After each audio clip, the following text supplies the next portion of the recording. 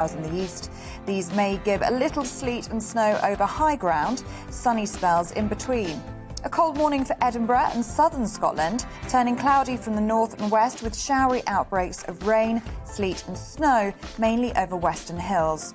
Breezy in the east. Northern Ireland sees a dry start with some sunny spells and a scattering of showers, then moving across later in the morning. Chilly with temperatures climbing into mid-single figures. Canary Islands sponsors the weather.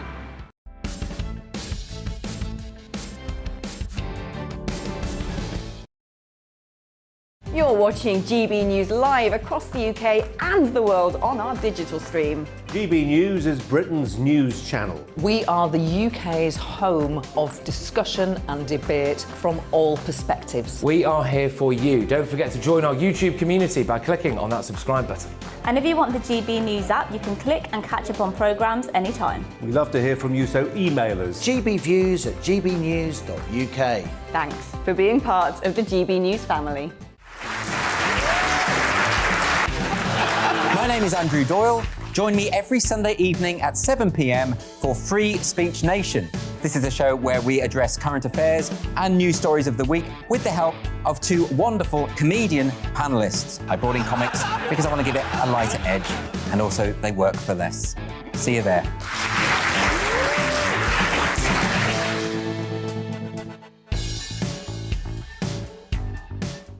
Join my show Farage, 7 p.m. till 8 p.m. Monday through Thursday, and there you will get opinion, analysis, debate, and I'll cover stories that nobody else dares to touch. And then for the last 15 minutes, talking pints. We're over a drink. We have a civilised conversation with someone. We very often disagree, but we do it in a grown-up way. Come and join me on Farage.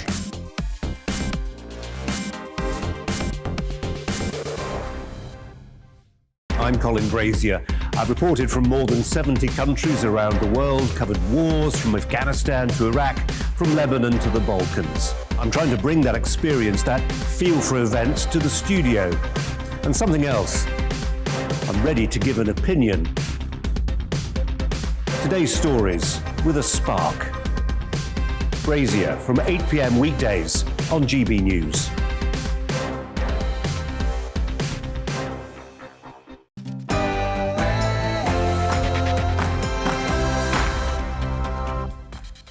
Hello and welcome. I'm Alastair Stewart, and for the next 3 hours I'll be keeping you company with the stories that really matter all over the country. We've plenty coming up, including the waiting list crisis in the NHS, already bad and about to be made worse probably by Omicron. What needs to be done?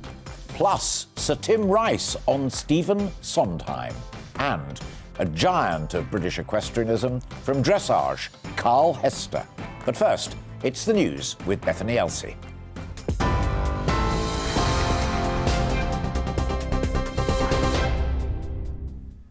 Thanks, Alistair. This is your news at 12 o'clock. The Health Secretary says we are nowhere near a full lockdown, but confirmed face coverings will be mandatory in shops and on public transport in England. It's one of a list of new measures being introduced from Tuesday to try and curb the spread of the new COVID variant, Omicron. International travellers will need to quarantine until they receive a negative PCR test, and anyone who's returned from one of the 10 countries now on the red list within the last 10 days must self-isolate and take a test.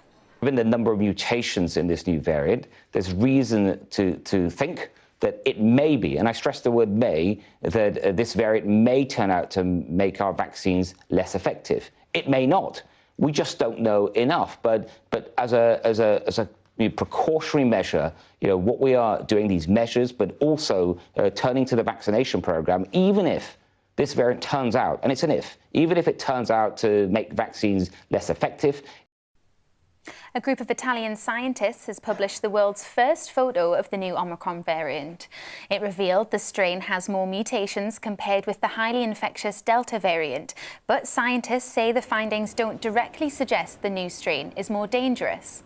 oh, this variant has a large number of mutations and some of them are actually concerning, the early evidence suggests that there is a small risk in reinfection, but it will take, as you said, it will take at least few weeks to understand the impact of this new variant, such as how infectious this is and how severe is, how fatal this variant is going to be. So no data available at the moment to conclude whether vaccines reduce any vaccine efficiency. So I think we need to wait at least for a few weeks, at least 2 weeks, to make the real conclusion.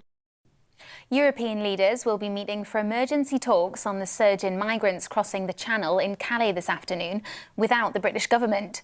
The Home Secretary is warning that failing to increase cooperation with Europe over the issue could cause even worse scenes this winter. Priti Patel's invitation to the meeting was withdrawn by Emmanuel Macron after Boris Johnson publicly shared a letter addressed to him on how to deal with the crossings. More than 25,000 people have made their journey so far this year, and 27 died trying to do so last week. Khalid Ismail, who crossed the Channel in August 2020, told GB News it felt endless. Like a journey makes you exhausted mentally, emotionally, physically. We know after we came here it's only 22 miles, but we spent like 17 hours in that channel. It seems endless for us. Yeah, and it's like you fold your eyes and you cross a highway, just like that. The family of a missing girl who vanished 40 years ago have renewed an appeal for information. Catrice Lee hasn't been seen since her second birthday on the 28th of November in 1981. She was on a shopping trip with her family near the British Army base in Paderborn in Germany, where her father Richard Lee was serving. Natasha Walker, her older sister, urged anyone with information to come forward, saying someone knows the answers which will unlock us from decades of pain. And a new design of the 50p piece to mark the Queen's Platinum Jubilee has been unveiled.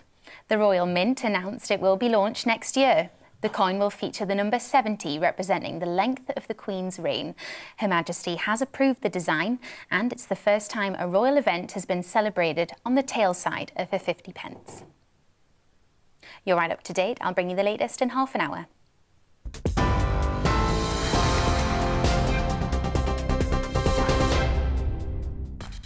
Thank you very much indeed. Coming up this afternoon on Alastair Stewart and Friends, we'll be discussing the waiting list crisis in the NHS, already bad and about to be made worse by Omicron.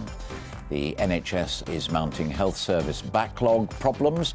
We'll have an array of experts lined up and we'll be asking them what they would do right now to improve the health service and give people better life chances. So, when it comes to NHS waiting lists, what's the prescription? And it's not just health services in trouble. The care system is also under pressure. Care homes are now being charged more than £90 an hour for agency nurses due to staff shortages. So how worrying is this for people who are running our care homes? Plus, Sir Tim Rice will be here to pay tribute to the great late Stephen Sondheim.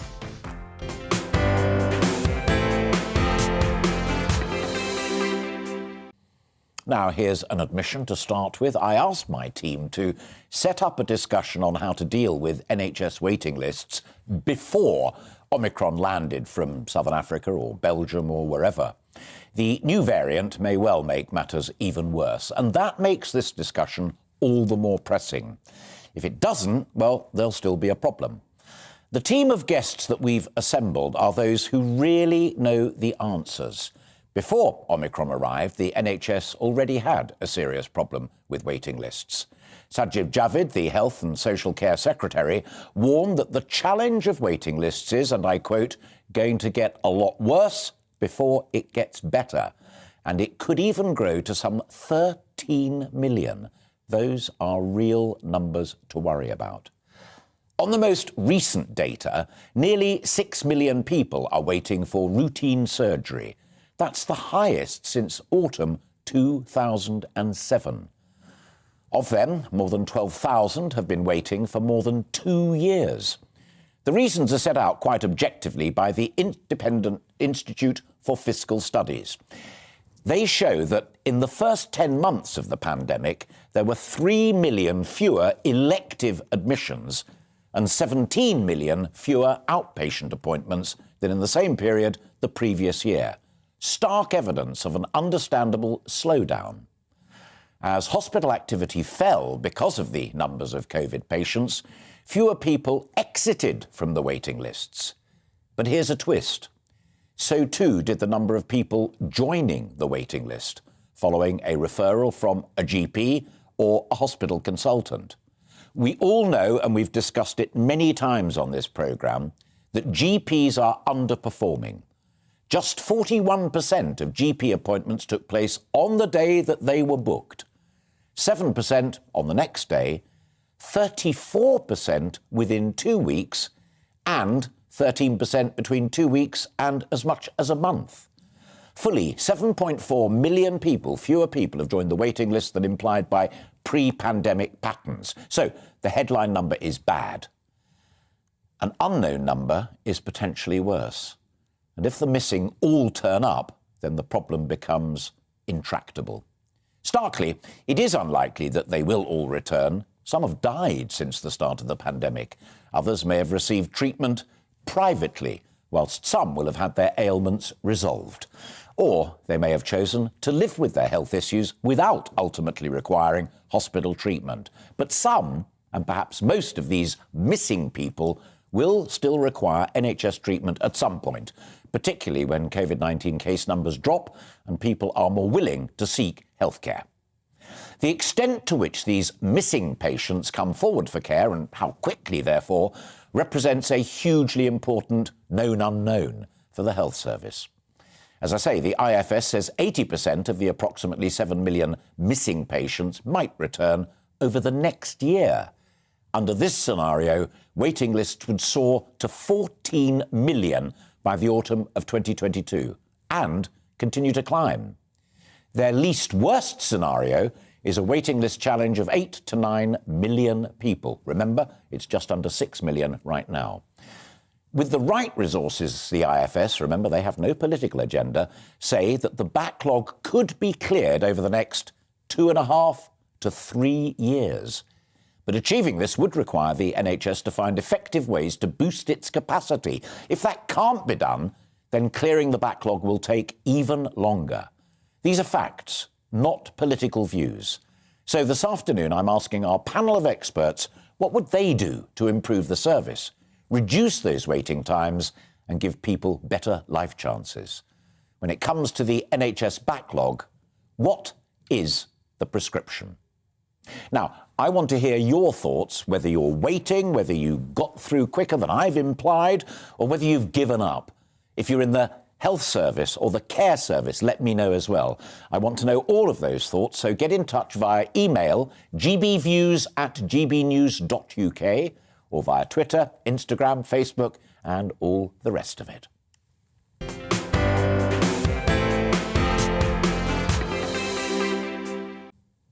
Now, to kick off our conversation this lunchtime, I am delighted to say it is a friend of Alastair Stewart, as the programme name implies.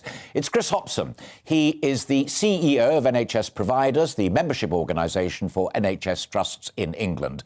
And he and I have known each other for a long time. Chris, it's great to see you, and thank you very much indeed for fitting us in this afternoon. Your people have had a lot more cash.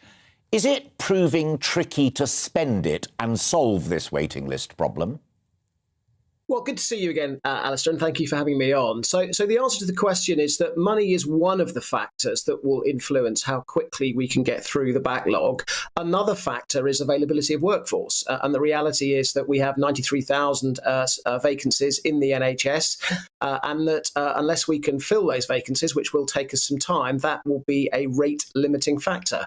But look, I think it's really important to start by saying that every single trust leader is absolutely aware of the moral imperative of getting through this waiting list as quickly as possible, because we know that, it's very easy to talk statistics. I thought your excellent introduction set out lots of the issues very well, apart from one thing, which I might come back on a bit in a second. But effectively, just let's remember that behind all of those statistics, there are people who are in pain, and there are people who, if we can't get to them quick enough, then effectively they do suffer the risk of not being able to go back to work. They suffer the risk of long-term permanent disability. So we absolutely know how vital it is to get through this. And actually, Alistair, the one thing we are doing pretty well at the moment is we are actually recovering our pre-pandemic levels of activity really very, very well. We're very, almost back to where we were before the pandemic. The problem we have in many places is that we have to ensure that we protect patients from infection risk, COVID infection risk. And that means we need to, separate out elective activity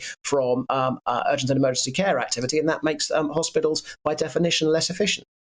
I find it fascinating that you choose the word about moral as an imperative, and that's very refreshing to hear, because I think sometimes people feel that it can become a little bit like a conveyor belt, but in reality, all of those numbers that I mentioned and that you mentioned are people. Adults, children, men, women, everybody.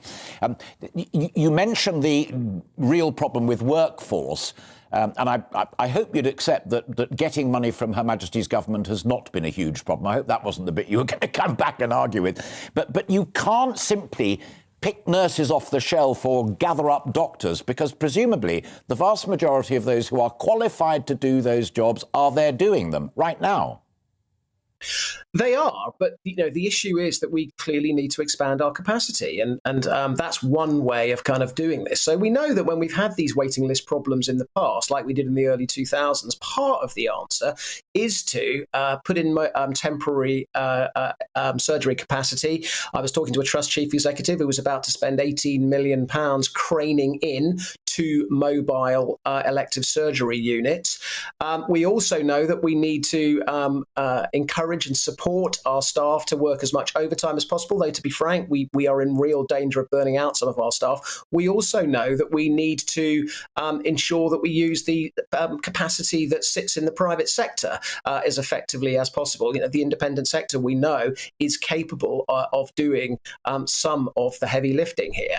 But I think the issue is, and you may have seen some of the media coverage of this last week, Alistair, is that that's not going to be enough. We're going to need to go further. We're going to need to be more innovative. And that's why we are looking at things about, can we get hospitals to work together so that people, if you've got full capacity in one hospital, but a hospital 20, 30 miles away has got spare capacity, could we work with patients to support them to go to, the hospital that's got spare capacity? Making sure, by the way, that we don't exacerbate health inequalities. So it's not just a question of people who can afford to drive between the two. The other issue, which again we've been talking about, is we know that there is potentially some capacity that could be freed up if we're careful about how we schedule our outpatient appointments. So quite often, if you go in for a procedure, you might be asked to come back after 3, 6, 9 and 12 months, but it's maybe only the 6-month outpatient appointment that's clinically necessary. So could we find a way, and the reason we schedule 3, 9 and 12 in addition to that is because we want to make sure the patient's all right. Can we find a way in which we have the ability to say to the patient, if you're not all right at 3, 9 and 12, then you tell us, and then we can schedule an appointment so that if you don't need it, you don't have to have the appointment. So there's more innovative things like that. May I just come back on the one thing, if I may, Alistair, in your introduction, which is I really do think it was unfair to describe GPs as underperforming. They're not underperforming. They are doing an absolutely extraordinary job, including delivering those life-saving booster vaccinations, including seeing as many people as they possibly can. The issue is the scale of demand, like the rest of the service that they're facing. They are working absolutely flat out. So if you don't mind, that was the bit I was going to challenge, is like the rest of the NHS, they're not underperforming. They're just finding that the demand is outpacing the huge amounts of effort they're being able to put in. Fewer than half can see their GP when they want to, and a lot of those are told they'll have to do it on the telephone or do it via Zoom. And you know as well as I do that we can argue about numbers, and I'm talking to Richard Vaughtry from the BMA, who used to chair the GP's committee, a little later in this programme as well. The public perception is that they are not getting what they want when they need it from GPs, even if you argue that the performance is pretty good. Yet fewer than half get the appointment on the day that they feel they need it. Yeah, well, I think this is one of the problems that we have in the NHS, Alistair, which is that when demand rises significantly, because we don't have the capacity. And just to make the point on the money, we've gone through a decade of the longest and deepest financial squeeze in NHS history. And that meant over the last decade, as care was growing, demand for care was growing by about 4% a year, funding only increased by 1.5%. So we've got a decade where we've simply have capacity has seriously lagged behind demand. So that means that, and again, this isn't just in general practice, it's right the way across the NHS. We've got a staff team that we are asking to run harder and harder and harder. And we're trying to close that capacity gap by asking the staff to do that. But in reality, they're being outpaced by the extra demand that we're seeing. So, and just one more point, if I may, about the balance between face-to-face appointments and Zoom and online appointments. We do know that there are very large numbers of people who are very happy to have online appointments and face-to-face appointments. Don't know about you, but the last 3 conversations I've had with my GP, I've actually had on the phone, and they've been absolutely fantastic. They've worked really brilliant. I didn't need to go to the surgery, and actually it was inconvenient for them and convenient for me. So we shouldn't just measure GP success by the percentage of face-to-face appointments they have. Right. The issue is, do those who need a face-to-face appointment get it? OK, we could go on about this forever, except we couldn't because the clock is against us. I would merely observe that there are equally a number of people, particularly older people, who only want to see the GP face-to-face. But let's park that. There are points on both sides, and I'm not saying I'm 100% right or you're 100% right. We'll agree to that. Final question, and I've been jotting down key points that you've made, not least that wonderful expression of moral imperative. But you've talked about temporary facilities, a mobile surgery unit, joint working between hospitals, which I read you speaking about earlier in the week, capacity that can be freed up and working more closely with the private sector. All brilliant ideas, but here's the question, Chris. Is that a structural problem then? Because you've got ministers led by Sajiv, and then you've got the NHS management itself with a new woman at the top of it, and then you've got NHS providers, you people who are there at the front line. Is it a structural problem? Because those are all brilliant ideas. Why aren't they done from Monday? All of them. Straight away. Do it now. Well, because Alistair, these things take time. I mean, the NHS is a kind of complex system, and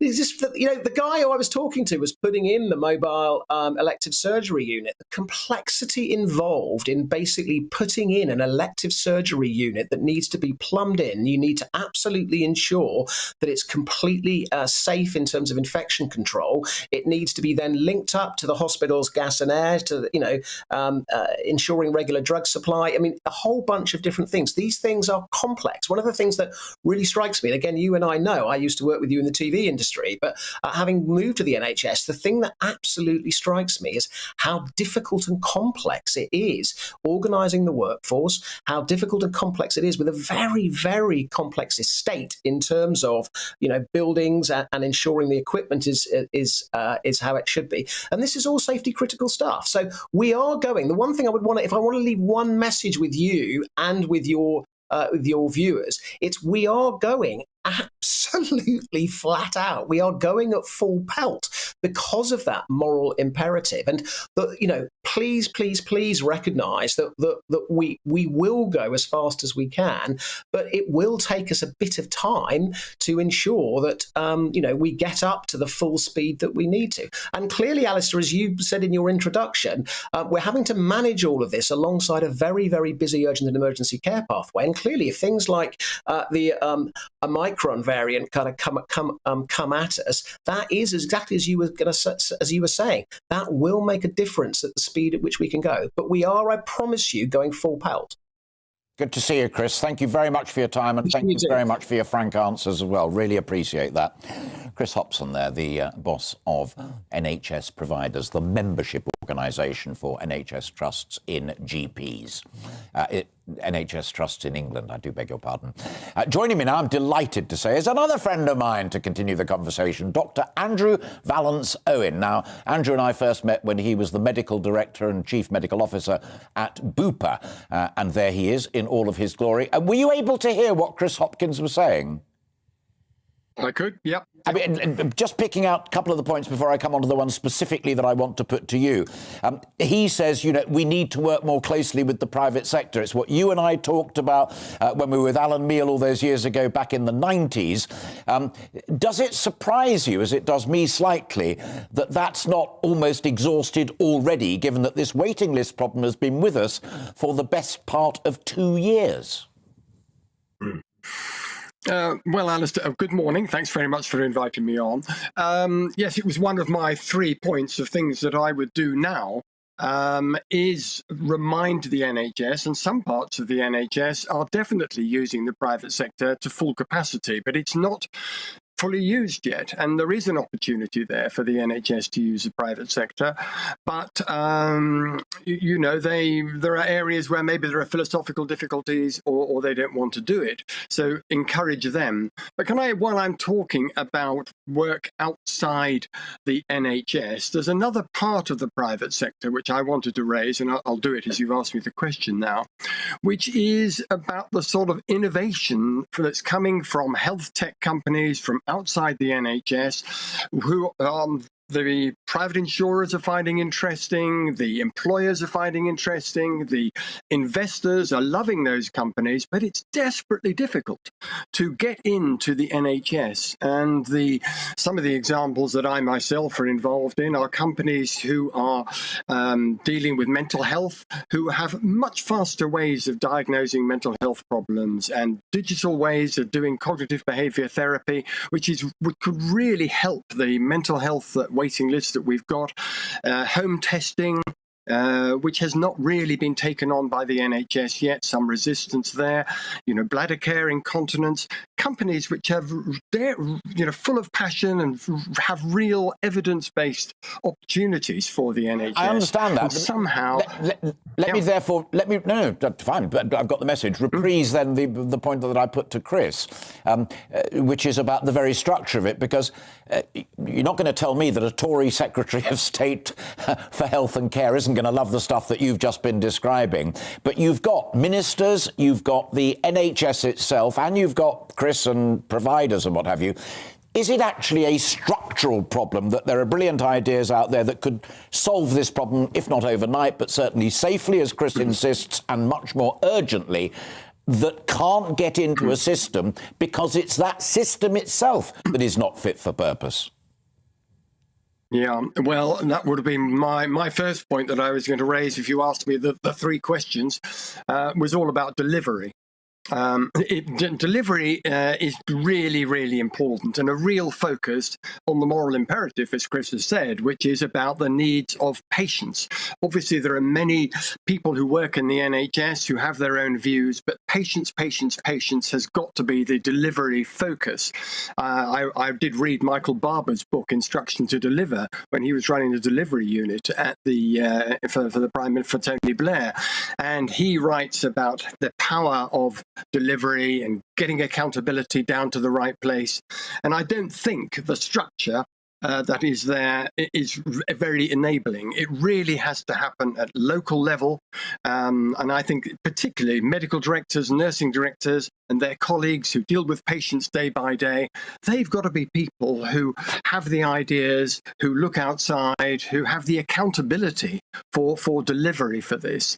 And, one thing Chris didn't mention, you haven't mentioned yet, Alistair, is that there is actually another NHS reorganisation going on at the moment. And these reorganisations are costly, they divert management attention, and, we've got to concentrate on the focus on the actual delivery at the sharp end and the clinical sharp end.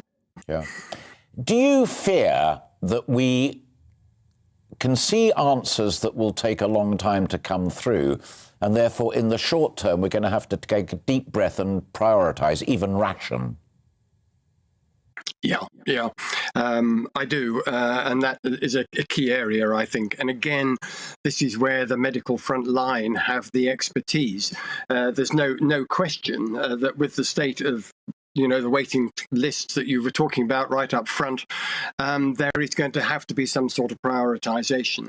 We have traditionally prioritised on waiting times, on numbers on waiting lists. But as, again, Chris said, there are people out there with cancer, with life-threatening illnesses, with terrible disability and pain. And really, the prioritisation does need to be, or the rationing needs to be on the basis of clinical need, in my view. It's not how long you waited on the list, it's whether you need that operation. And again, it comes down to the clinical front line to make those decisions and to work out who are the patients who really need to be done urgently while they still can, while they're still with us.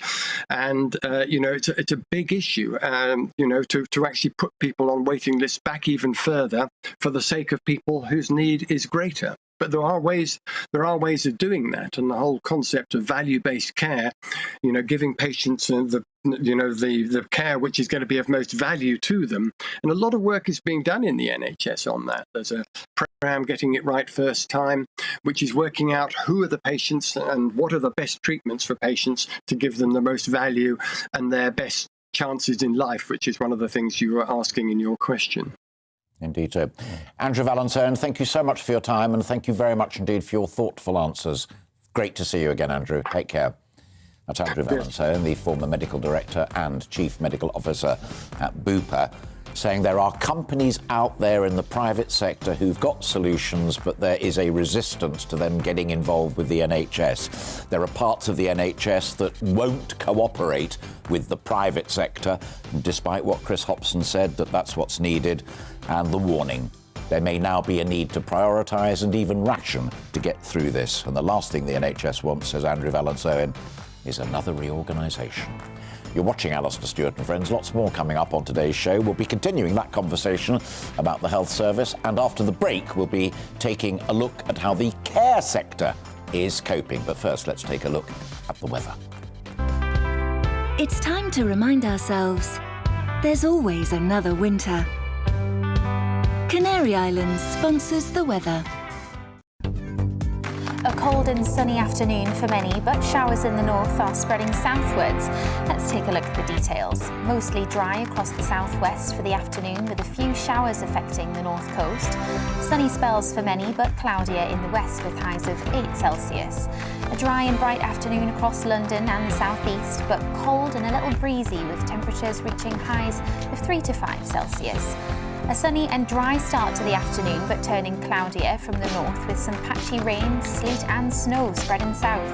For Manchester and the northwest of England, a drier and brighter afternoon with some sunny spells after sleet and snow clears away southwards.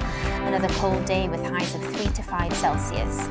It's a similarly cold day on the eastern side of the Pennines, with a continued risk of showers along the North Sea coast. A breezy afternoon with highs of around 3 Celsius. For southern Scotland, a much brighter and sunnier afternoon after the cloudy morning, but staying cold with northerly winds, breezy in the east with highs of 3 or 4 Celsius. And a largely dry afternoon for Northern Ireland, but still the chance for a few showers in places, sunny spells and less windy than yesterday with highs of 6 Celsius there. Canary Islands sponsors the weather.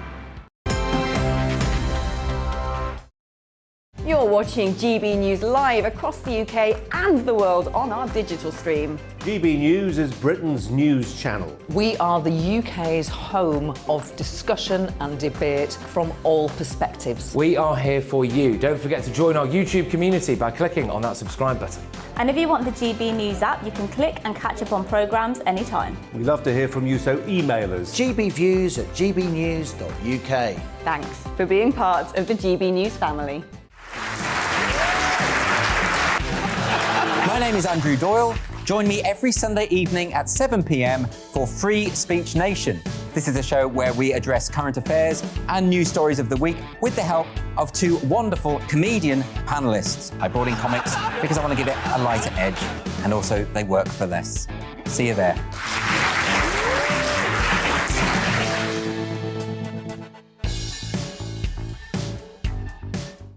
Join my show Farage, 7 p.m. till 8 p.m. Monday through Thursday, and there you will get opinion, analysis, debate, and I'll cover stories that nobody else dares to touch. And then for the last 15 minutes, talking pints. We're over a drink. We have a civilised conversation with someone. We very often disagree, but we do it in a grown-up way. Come and join me on Farage.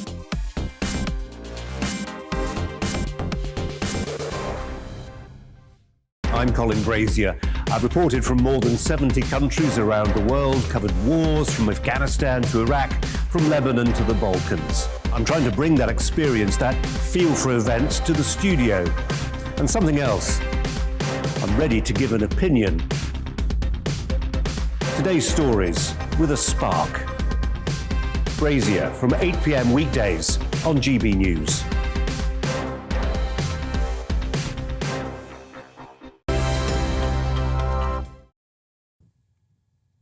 Hello and welcome back. You're watching Alastair Stewart and Friends here on GB News, and thanks very much indeed for so doing.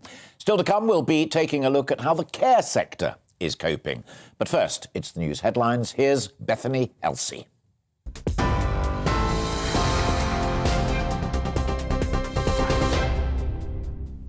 Thanks, Alistair. Here are your latest headlines. The Health Secretary says we are nowhere near a full lockdown, but confirmed face coverings will be mandatory in shops and on public transport in England. It's one of a list of new measures being introduced from Tuesday to try and curb the spread of the new COVID variant, Omicron. International travellers will need to quarantine until they receive a negative PCR test as well, and anyone who's returned from one of the 10 countries now on the red list within the last 10 days must self-isolate and take a test. European leaders will be meeting for emergency talks on the surge in migrants crossing the Channel in Calais this afternoon, but without the British government. The Home Secretary is warning that failing to increase cooperation with Europe over the issue could cause even worse scenes this winter. Priti Patel's invitation to the meeting was withdrawn by Emmanuel Macron after Boris Johnson publicly shared a letter addressed to him on how to deal with the crossings. The family of a missing girl who vanished 40 years ago have renewed an appeal for information. Catrice Lee hasn't been seen since her second birthday on the 28th of November in 1981. She disappeared while on a shopping trip with her family near the British Army base in Paderborn in Germany, where her father, Richard Lee, was serving. Anyone with information is encouraged to contact the police. And a new design of the 50p piece to mark the Queen's Platinum Jubilee has been unveiled. The Royal Mint announced it will be launched next year. Her Majesty has approved the design of the number 70, the length of the Queen's reign. You're right up to date. It's back to Alastair Stewart and Friends.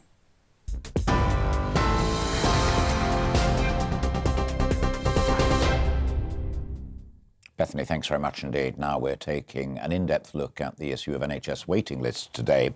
But it's not the only issue facing the health and care system. Care homes are now being charged more than £90 an hour for agency nurses as staff shortages reach concerning levels across the UK. What caught our attention was this piece. It's on page 15 of the Sunday Times. If I hold that bit up there, you can see it there. Care homes face £90 an hour, and there's the killer figure down there.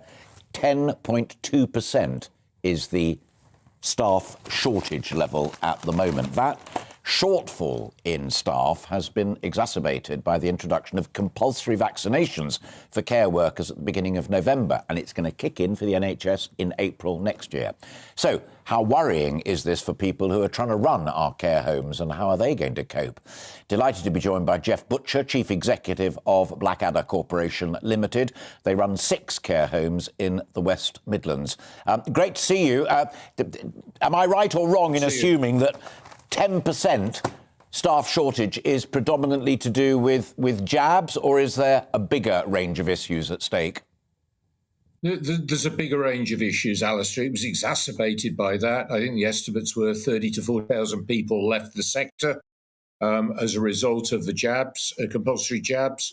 But we had over 100,000 vacancies before that. And the underlying issues are that most of our staff are paid national minimum wage. That's what we're funded for by the local authorities.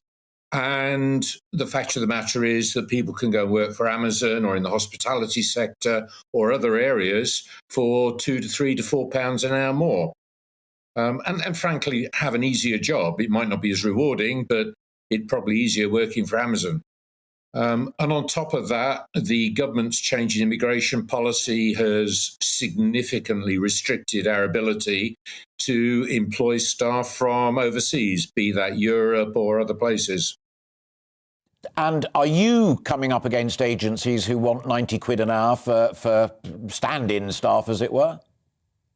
Absolutely. That figure came out of, I sent to the Sunday Times a rate sheet for an agency. And yeah, that's what they're asking for night shifts on bank holidays. But their rates during a normal week, Alistair, are crippling as well. Perhaps I just tell your viewers a little story. Some weeks ago, an agency came and hired 2 of our nurses, so they resigned and left. We were paying them just under £20 an hour, so a bit more than the NHS for the banding. The agency paid them allegedly £33 an hour, and then they called us up, the agency, and said, if you'd like to hire these nurses back, the cost will be £48 to £54 an hour for a day shift and in the high 60s for a night shift. So absolutely mind-numbing numbers. Yeah. And also, quite literally, nothing that you can do about it. Absolutely not. We have to staff safely. So there are occasions where we don't have enough of our staff because of the recruitment problem or because of sickness to do with COVID or other issues. And we have to use agency staff. That's the only way we can run the home. Sure. I have to put it to you bluntly then, having listened to this, and we've talked about this on the programme several times before. So long as that's all that local authorities will pay, and people who are sending folk to you and having to pay for it themselves, and there are a good number of those out there, it's a business model that simply can't survive. That's probably the case, yep. I think that also occupancy is much lower now in the sector than it was prior to the pandemic. We're probably around about 80% occupancy. Most people believe break-even is in the high 80%. So there are a lot of care homes that are operating at the moment and losing money, and that problem will get worse. If you can't take in businesses. Sorry, I beg your pardon. If you can't take in new customers and can't run the business as it is, they either go back home, which is dangerous, or they end up in the NHS and make the problems that we were talking about at the top of the programme even worse. Yep. It's mainly that they will not come out of the NHS, so they're bed blocking. Yeah, and that is a really crazy situation. And the way the system works, the NHS can't actually say, well, OK, it's costing us X hundred a night to keep this person in a hospital bed. We will pay a lot less to have that person in a care home. It doesn't work like that. They have to go through the local authority process. And the local authorities are not funded. Yeah. Final point. The discrepancy in weekly fees, Alistair, between what local authorities pays and what we need to just basically survive is probably in the range of 200, 250 a week. Wow. That's a lot of money when you multiply it through by 52. Final point. The government came up, or they got into difficulty over the amendment about whether help from local authorities counts towards the cap amount of 86,000 for care costs. But does that whole package, the kind of post-Dilnot package that's now there and on the table, is that going to help you at all, or is it a distraction? It certainly doesn't look like it's going to help us from what we know. And I would even say it's a distraction. I think it's worse than that. And the reason I say that is within that package, our wonderful Prime Minister has stated, I'm being cynical there, by the way, that self-funders will be able to have their care commissioned by local authorities. And the indication is that that will be at local authority rates. So most of the sector only works and survives because, incorrectly, but we have to do this, we charge self-funders significantly more than local authority people. Yeah. If that changes, which is what it seems that this reform package is going to bring, that will mean that the sector will lose hundreds of millions of revenue. And I don't know how we're going to operate because we've got significantly higher costs anyway. Yeah, energy costs, insurance costs, COVID costs, wages are going up because of the national living wage increase. Yeah, I don't know how the sector will survive. And I think, I hope your viewers will understand that this isn't the sector crying wolf. This is a real crisis, and we've got a government and a Department of Health that does not understand, really doesn't understand, Alistair. Or if they do, they don't give a damn. Jeff Butcher, thanks for finding time for us this Sunday afternoon. Really, really worrying stuff. And as I said, if you want a little bit more detail on what Jeff was talking about, Sunday Times, page 15, is really worth reading. Jeff's the Chief Executive Officer of Blackadder Corporation Limited, running care homes. But for how long? Who knows? You're watching Alastair Stewart and Friends. Plenty more still to come this afternoon, including, it's almost the festive season, but will we be able to get all that we need for Christmas in time? We'll be getting an update on the HGV driver shortage and supply chain challenges from a good friend of the show next. See you in a few minutes. You're watching GB News live across the UK and the world on our digital stream. GB News is Britain's news channel. We are the UK's home of discussion and debate from all perspectives. We are here for you. Don't forget to join our YouTube community by clicking on that subscribe button. And if you want the GB News app, you can click and catch up on programmes anytime. We love to hear from you, so email us. gbviews@gbnews.uk. Thanks for being part of the GB News family. My name is Andrew Doyle. Join me every Sunday evening at 7 p.m. for Free Speech Nation. This is a show where we address current affairs and news stories of the week with the help of two wonderful comedian panellists. I brought in comics because I want to give it a lighter edge, and also they work for less. See you there.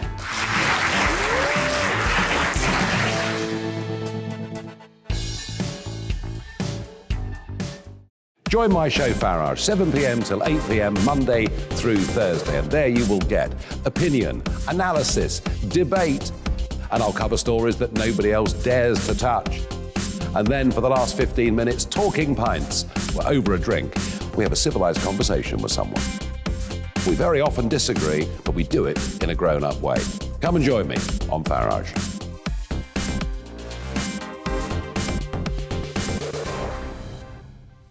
I'm Colin Brazier. I've reported from more than 70 countries around the world, covered wars from Afghanistan to Iraq, from Lebanon to the Balkans. I'm trying to bring that experience, that feel for events, to the studio. And something else, I'm ready to give an opinion. Today's stories with a spark. Brazier from 8 p.m. weekdays on GB News.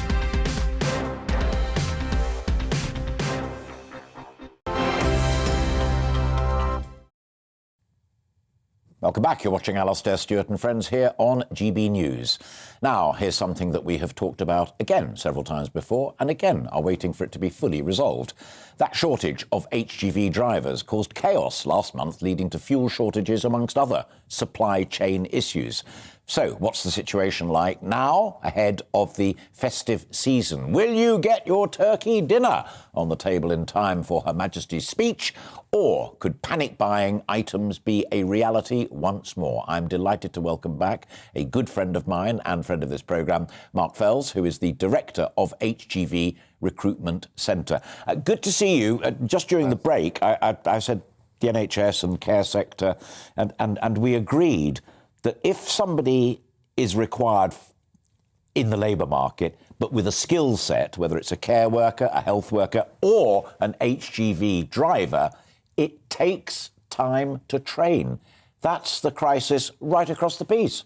Of course, and we've seen and we've discussed Christmas and what we can do to get turkeys on the table. But I think look, Christmas is what it is now. We're not going to find, short-term solutions to bring more people in between now and December. It is, as you said, Alistair, what we do the other side of that to make sure that we get people trained. But as importantly, and we've talked about this before, and an element of what I do is based around newly qualified drivers. And, what sector really needs to start to do in the new year is embrace these types of drivers, because if we look at the rules now, we know that we can't bring foreign labour in because of Brexit. So actually what we've got to do is embrace new drivers, because new drivers are self-funded, they're paid for their own course, they're easier to train the right way because they've just passed, they're probably more health and safety conscious, generally more grateful for the opportunity. And again, even last week we put 4 or 5 new drivers into jobs, and the reactions we got was incredible. But what we need to see is industry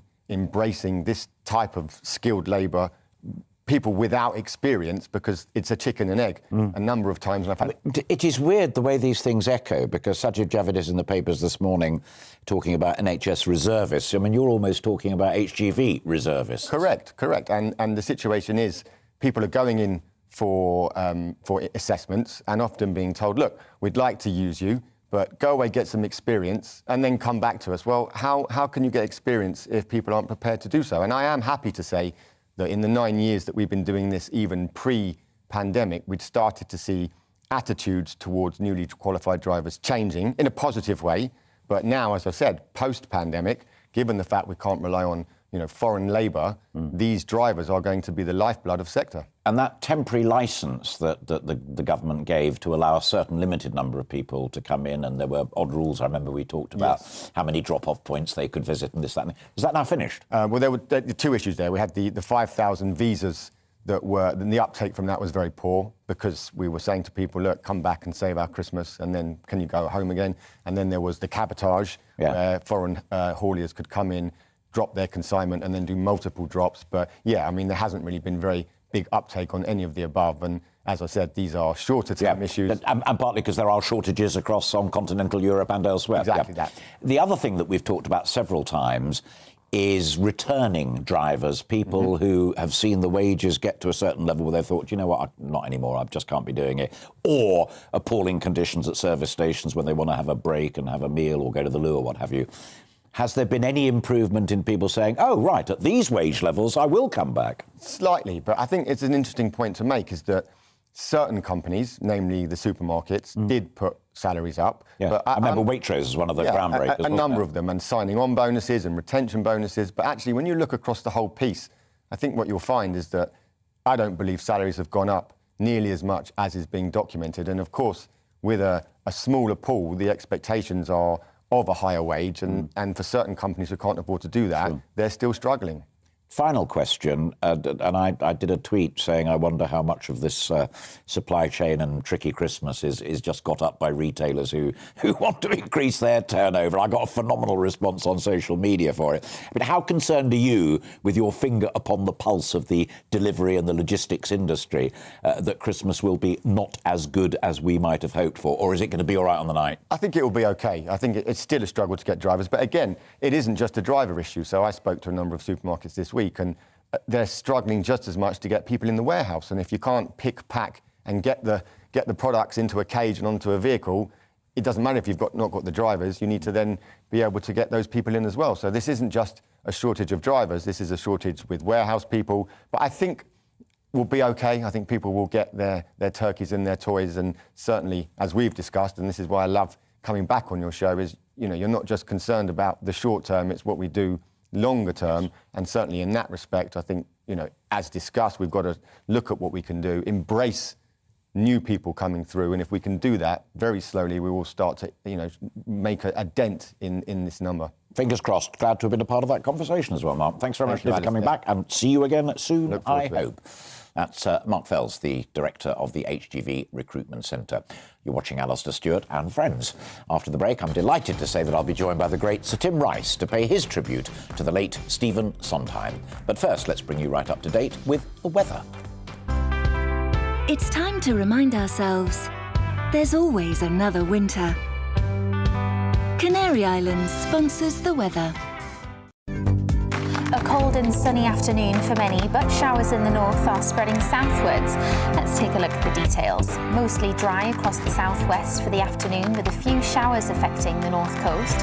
Sunny spells for many, but cloudier in the west with highs of 8 Celsius. A dry and bright afternoon across London and the southeast, but cold and a little breezy with temperatures reaching highs of 3 to 5 Celsius. A sunny and dry start to the afternoon, but turning cloudier from the north with some patchy rain, sleet and snow spreading south. For Manchester and the northwest of England, a drier and brighter afternoon with some sunny spells after sleet and snow clears away southwards. Another cold day with highs of 3 to 5 Celsius. It's a similarly cold day on the eastern side of the Pennines, with a continued risk of showers along the North Sea coast. A breezy afternoon with highs of around 3 Celsius.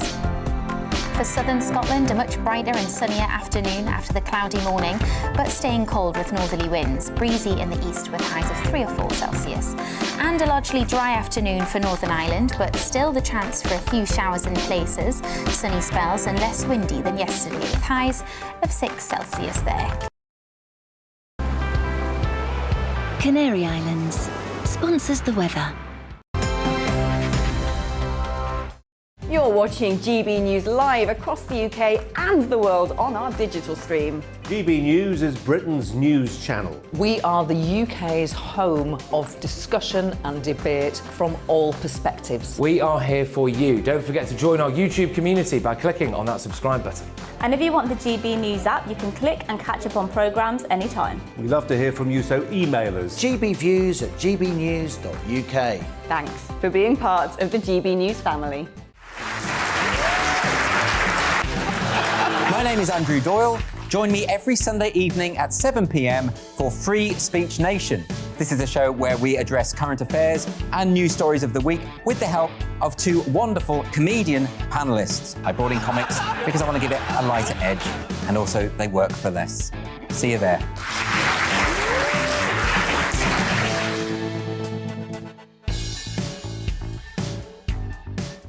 Join my show Farage, 7 p.m. till 8 p.m. Monday through Thursday, and there you will get opinion, analysis, debate, and I'll cover stories that nobody else dares to touch. And then for the last 15 minutes, talking pints. We're over a drink. We have a civilised conversation with someone. We very often disagree, but we do it in a grown-up way. Come and join me on Farage.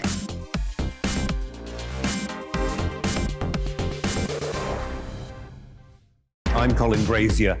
I've reported from more than 70 countries around the world, covered wars from Afghanistan to Iraq, from Lebanon to the Balkans. I'm trying to bring that experience, that feel for events, to the studio. And something else. I'm ready to give an opinion. Today's stories with a spark. Brazier from 8 p.m. weekdays on GB News.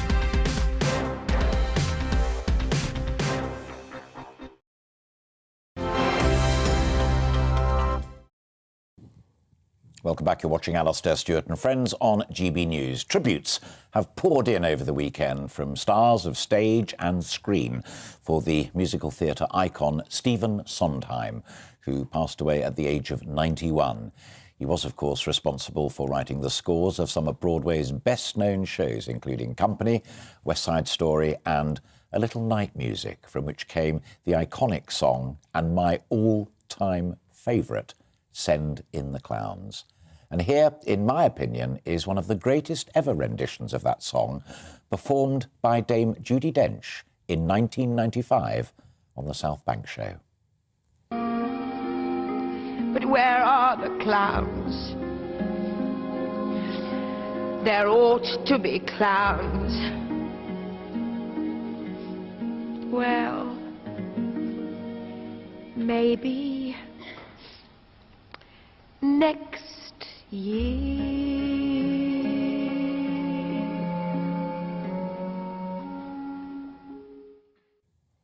The lyrics are so profound it almost takes a great icon of acting to do them justice, and there's Dame Judi with a beautiful and moving performance of what I think is one of Sondheim's greatest works. But who am I to say when I am delighted to tell you that I'm now joined by a real master. Sir Tim Rice, who has famously written a number of scores for musicals, of course, including Evita and Jesus Christ Superstar. Tim, it's a real honour to see you, and thank you very much indeed for finding time. You are one of the greats. How do you rate Stephen? Well, I think he's the greatest, certainly in the lyrical department. Wonderful stuff, and I think if he'd only written the words for West Side Story, he would be remembered as one of the most consummate, brilliant wordsmiths of all time. That was the first Sondheim I heard. He didn't write the music for that, but I think he elevated the music, which was anyway brilliant, into something so much more. And songs like G Officer Krupke, which are very funny, very witty, very good at commentating on social matters, and against that you've got beautiful ballads like Maria or I Feel Pretty. It's just a great range all in one show. And then of course after that he did so many other things, and far more often than not did the music as well, which is quite extraordinary. I can't really see how anybody could write both at such a high standard. I mean, it's been done before, Cole Poulter and one or two others, but Sondheim was the only bloke really doing it in our generation at that level of expertise, doing both. Fascinating as well to observe, as you say, about West Side Story. I guess a very large number of people know that Leonard Bernstein wrote the music. I mean, not least because Leonard Bernstein was always very keen to let people know that he wrote the music for it. But reading about Sondheim, that really surprised me that people like you and other experts within the profession observe how self-effacing and almost full of self-doubt that the man was. Well, I didn't know Sondheim at all, actually. Funny enough, I never even met him. I was in the same room as him once or twice and went to one or two of his talks and lectures, but I never actually said hello to the great man. I think maybe I was slightly in awe and didn't really want to. And his words and his music said enough in a way. But I don't know. I mean, I assume he probably was self-effacing. I don't really know personally whether he was or not, but he was certainly never shouting from the rooftops, I'm the greatest. No. He seemed to me a very unself-publicizing chap, which I would say is in his favour. Would totally agree with that, absolutely. You also made the other observation about the rarity of someone who can do both music and book, as it were. But he was also a great collaborator, not least with Hal Prince. I genuinely don't know. Was that a good relationship? I mean, clearly the output was phenomenal, but how good was he as a collaborator? Well, I think Hal Prince and Stephen Sondheim, who worked on several shows, were a wonderful combination. Hal, of course, was the director, and we were lucky. Andrew and I were lucky enough to work with Andrew, with Hal on Evita, and so I saw firsthand how brilliant Hal was. And I think Stephen Sondheim worked superbly with many collaborators. For example, in his early days, of course, we've mentioned Leonard Bernstein. Then he wrote a musical with Richard Rodgers. He also wrote Gypsy lyrics with Jules Stein. So obviously he was able to collaborate. And when he decided that he could do the music that he wanted better than anybody else, and he's probably right on that, then I think his collaboration was still important to him, some sort of collaboration. And of course, you found that mainly with Hal Prince, although that relationship didn't last forever. But very few combinations of artistic partnerships do last more than a few years, and they kind of burn themselves out. You only got to look at greats like Lennon and McCartney. And if you get 10 great years together, that's fantastic. And Stephen and Hal Prince worked together for a long time and, obviously remained in close contact. But I think sometimes in life you have to move on to a new collaboration. But it's clear that Sondheim wanted people that he respected to work with. And if you're working with people you don't respect or you don't think are actually quite up to your standards, even if you may be misguided in this thought, then I don't think you really have a chance of doing anything particularly lasting. A great artist and clearly a great human being in that sense. I said at the beginning, Tim, that my standout piece forever is Send in the Clowns. I mean, not least because I adore the lyrics, but I also like that lyrical, moving and emotional music. What for you? You've mentioned several numbers from West Side Story, but if you could only, like Desert Island Discs, only save one Sondheim piece, which would it be? Well, "Losing My Mind" is a great song which has been adapted into many different styles with great success. I think that's another great lyric and a wonderful tune. Gosh, it's very difficult. I mean, if I'm asked what's your favourite Sondheim work, I'm afraid I do tend to go back to West Side Story. There was a wonderful song in that great musical he wrote music and lyrics for. A funny thing happened on the way to the Forum. I think the title was something like "I am my ideal." That was the line. That it was a very arrogant song, sung by one of the Roman characters. Who it was a song about himself, and that was very funny. And that whole show, actually, I enjoyed enormously. It was the first time I'd seen a Sondheim show without anybody else doing the doing the music. And the first show I saw on Broadway of his was Company in about 1970. And that was the first show I think Andrew and I ever saw on Broadway by anybody. And it's a pretty good start. And in the subsequent 50-odd years, we haven't seen very many up to that standard. Beautiful. So, Tim, thank you so much for finding time for us this Sunday afternoon to share your thoughts about the great Stephen Sondheim. Thoroughly enjoyed the conversation. Have a great afternoon, sir, and thank you very much indeed.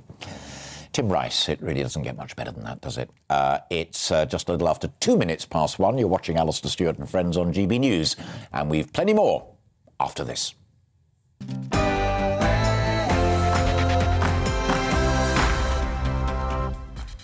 And hello and welcome back if you've been with me since noon, and hello, welcome if you've just joined me. I'm Alastair Stewart, and for the next 2 hours I'll be keeping you company. We've plenty coming up, but first let's get a full roundup of the news headlines. Here's Bethany Elsey.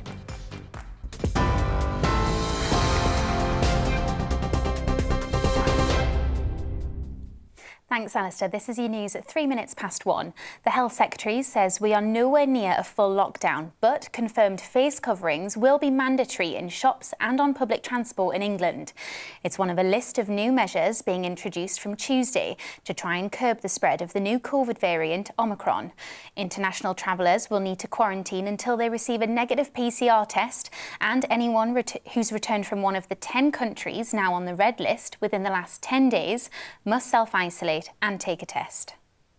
Given the number of mutations in this new variant, there's reason to think that it may be, and I stress the word may, that this variant may turn out to make our vaccines less effective. It may not.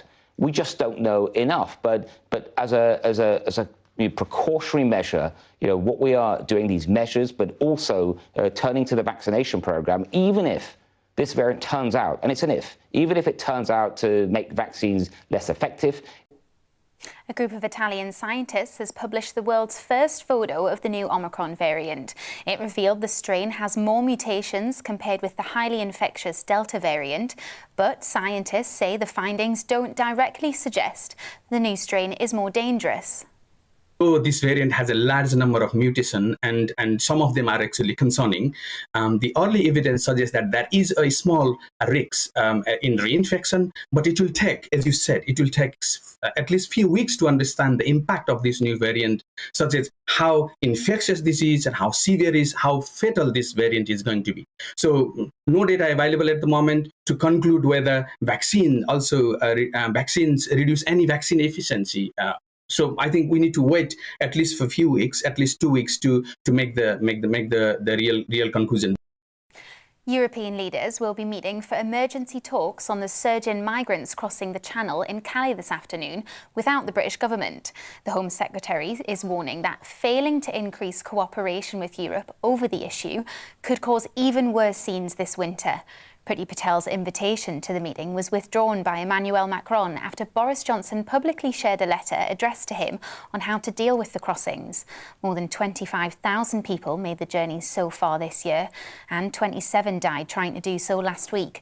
Khaled Ismail, who crossed the Channel in August 2020, told GB News it felt endless.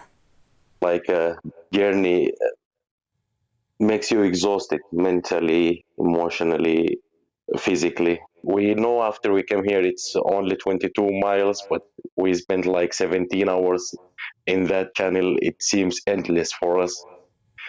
Yeah, and it's like you fold your eyes and you cross a highway, just like that. The family of a missing girl who vanished 40 years ago have renewed an appeal for information. Catrice Lee hasn't been seen since her second birthday on the 28th of November in 1981. She disappeared while on a shopping trip with her family near the British Army base in Paderborn in Germany, where her father, Richard Lee, was serving. Natasha Walker, her older sister, urged anyone with information to come forward, saying someone knows the answers, which will unlock us from decades of pain.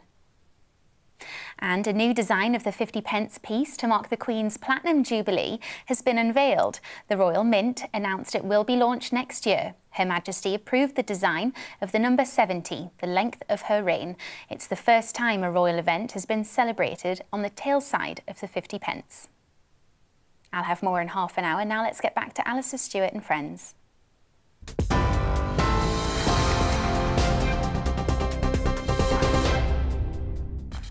Thanks, Bethany. I'm Alastair Stewart, and until 3 o'clock I'll be keeping you company along with friends and friendly guests. Still to come, in around an hour you'll be hearing my take on our main discussion today, with the dangerous new coronavirus variant and NHS waiting lists still on the rise. What is the prescription for our health service? Plus, England has added 10 countries to the travel red list, which means all arrivals have to self-isolate until they do a day 2 PCR test. But there is some confusion too about how the rules will actually work. We'll get to the bottom of it, I hope, with our travel expert, Paul Charles. And the show's called Alastair Stewart and Friends, and I'm delighted to say that the Olympian dressage rider Carl Hester very much fits that bill. He'll be joining me for a catch-up at 1:45. As always, GB News is all about you, our viewers, so do please get your voice heard by emailing gbviews@gbnews.uk and put Alastair Stewart in the subject line.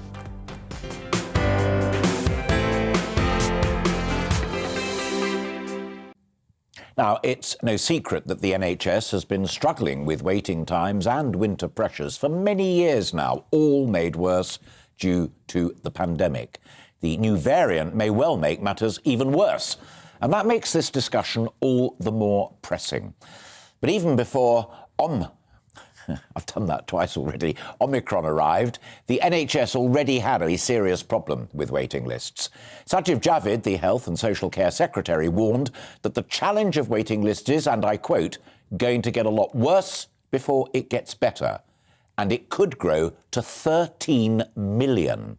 On the most recent data, nearly 6 million people are waiting for routine surgery. That's the highest since autumn 2007. Of them, more than 12,000 have been waiting more than 2 years. It's a huge question, but today we're asking it. When it comes to the NHS backlog, what is the prescription? I'm delighted to be joined now by an old friend of this programme, Dr. Richard Vaughtry, a GP in Leeds and the Assistant Secretary of the Leeds LMC. He's also a former chair of the BMA's General Practitioners Committee. Richard, great to see you. Starting at the very beginning, GPs are the first port of call and the gatekeepers, and yet still subject to criticism for their performance right now, with only 47% of people getting a GP appointment when they want it. Yeah, I mean, GPs share the concerns of their patients. The backlog doesn't just affect the hospitals, it affects general practice as well. And we've seen a huge rise in the number of people contacting GPs and their practice teams. And our practice teams are working as hard as they possibly can to meet the needs of their patients, not just the acute needs, but also the long-term needs of their patients, and also deal with the pandemic and the vaccination programme as well. So practices are working incredibly hard, but we know that our patients aren't getting the level of access that many of them would like to. Does that mean that, as Andrew Vallance-Owen and Chris Hopson from providers were both implying, that we may be getting to a point now where we will have to ration, we will have to limit what we can offer to patients? Well, there are only certain numbers of people available to work in the workforce, and they're working as hard as they possibly can. There's only a certain number of hours in the day, and yet the work increases and increases. And so we do have to take some serious discussion and engage with our patients as well in this, about what is the real priority, what has to be prioritised, how do we ensure that those people who really need our care can get it. But we also need to help people to potentially care for themselves with self-limiting illnesses, maybe with greater confidence. We need to encourage people to use other services such as pharmacy colleagues who can often provide advice and guidance to people in ways that practices can. So there's other options that we can encourage people to access. But we also need government to work with the profession, with GPs, with hospitals, so that they can help and trust practices and hospitals to properly prioritise work without expecting them to do lots of additional things as well. Is there, that's fascinating when you mention pharmacists, and again, Chris Hopson said we need joint working perhaps between the hospitals, and Vallance-Owen said, there's still some more capacity out there in the private sector that could be drawn in. And the point that I put to both of them, and I will put to you now if I may, is there a structural problem with the NHS where you've got a top team of ministers at the department, you've then got NHS management in its own right, and then you've got people like Hopson running providers. Is it fit for purpose structurally? I think the structures can get in the way sometimes. I think there can be an expectation from the centre that we can do things that maybe are much more difficult to do when you actually get down to the grassroots of general practice or hospital settings. What we ultimately need to do is trust professionals to do the best for their patients every day. GPs, doctors in the hospital, nurses, pharmacists, physios, we all go to work to do the best possible job that we can for our patients. And we need to be trusted to do that. Rather than being micromanaged in a particular way, we need to be enabled to do the best we can for as many patients as we can with the resources that we've got, and we'll always try to do that each and every day. Sure. And final question, I mean, obviously back to the news agenda. How worried are you in Leeds about Omicron? Well, we are concerned. The last thing we want to do is to go back to situations that we had last year. It's vitally important that people still take up the offer to be vaccinated. Large numbers of people have been vaccinated, but there's still plenty of people who do need to be vaccinated, need to get their first vaccine, need to get their booster vaccine. Take up the offer as soon as you can, but also bear with us as we try to provide as good a service as we can, not just to our patients who are suffering with coronavirus, but also the many, many other patients who need our care at the moment. It's going to be a very difficult winter, but your GP practice, your hospital service will do the best that it can for you. Good to see you, Richard. Thanks very much indeed for joining us this afternoon. That's Richard Vaughtry, former chair of the BMA's GP committee and a practitioner himself on the front line in Leeds. Now, to bring us up to speed with cancer services and also offer his views on the general problem, I'm delighted to be joined by another good friend of this programme and of mine, Professor Carol Sikora. There he is, oncologist and a great friend, and also the WHO, formerly cancer specialist there. Carol, great to see you. We actually had a chat about part of this on Friday on the 8 o'clock programme about folk missing diagnoses and treatment within cancer. Would you use the word crisis now? I think so. The Macmillan report just before the weekend showed that probably about 50,000 people that have cancer that weren't diagnosed in a timely way. And we know that once cancer arises in an organ, it's treatable, 90% chance of cure for most of the common cancers, lung, colon, breast, prostate. But if it spreads, it becomes much less treatable. So delay is bad news. And, what was good about Richard, very eloquent presentation from a GP's point of view. The problem we've got, I think the biggest problem is fear with the patient. The patient doesn't want to come to the NHS. They've been put off using it by Protect the NHS in the first strapline from government, and they're still scared. And what's going on at the moment with Omicron is, again, scaring people. It's important they come forward, and that's what we've got to push for, to get them into the system. One of the things I found literally jaw-dropping when I reread the recent IFS review of waiting lists was the section where they wrote about missing people. and said that the waiting list could in truth be much, much longer. I'm guessing a big chunk of those missing people are exactly the folk you've just described. They are potential cancer patients and they're terrified to go and get checked up. You're right. And once you've got cancer, once it's been diagnosed, actually it's quite speedy and there's no bottleneck to get treated. The radiotherapy, chemotherapy. One of the problems is surgery.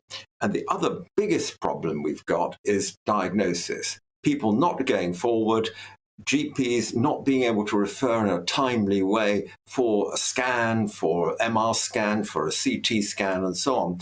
So vital to get the diagnosis in. Once that's done, the patient can be fast-tracked. But getting to that point, and interesting, different patients, women and men differ how they behave in using the NHS. Men are much more stoic. They don't want to talk about their health. They tend not to come forward, whereas women tend to go forward and they persist. So they actually do better at a time of crisis than men. So I would appeal to all my colleagues, the men out there, that if you have symptoms, do something about them. Don't be put off. Absolutely. And on Friday, we talked about prostate cancer, particularly, and testicular cancer, where we can do a lot to help ourselves. So that would be good. Pause paragraph, as it were. The general conversation is about waiting lists and the problems facing the NHS. The people I've spoken to so far, Chris Hopson, Andrew Vallance-Owen, Richard Vaughtry, which you were able to listen to earlier on, all seem to me to be agreeing that there is a fairly profound structural problem with the NHS. Ministers, NHS itself, management, and then people like Hopson speaking for the trust and so on. Take a step back and tell me, hand on heart, do you think there's a structural problem with what we're trying to do?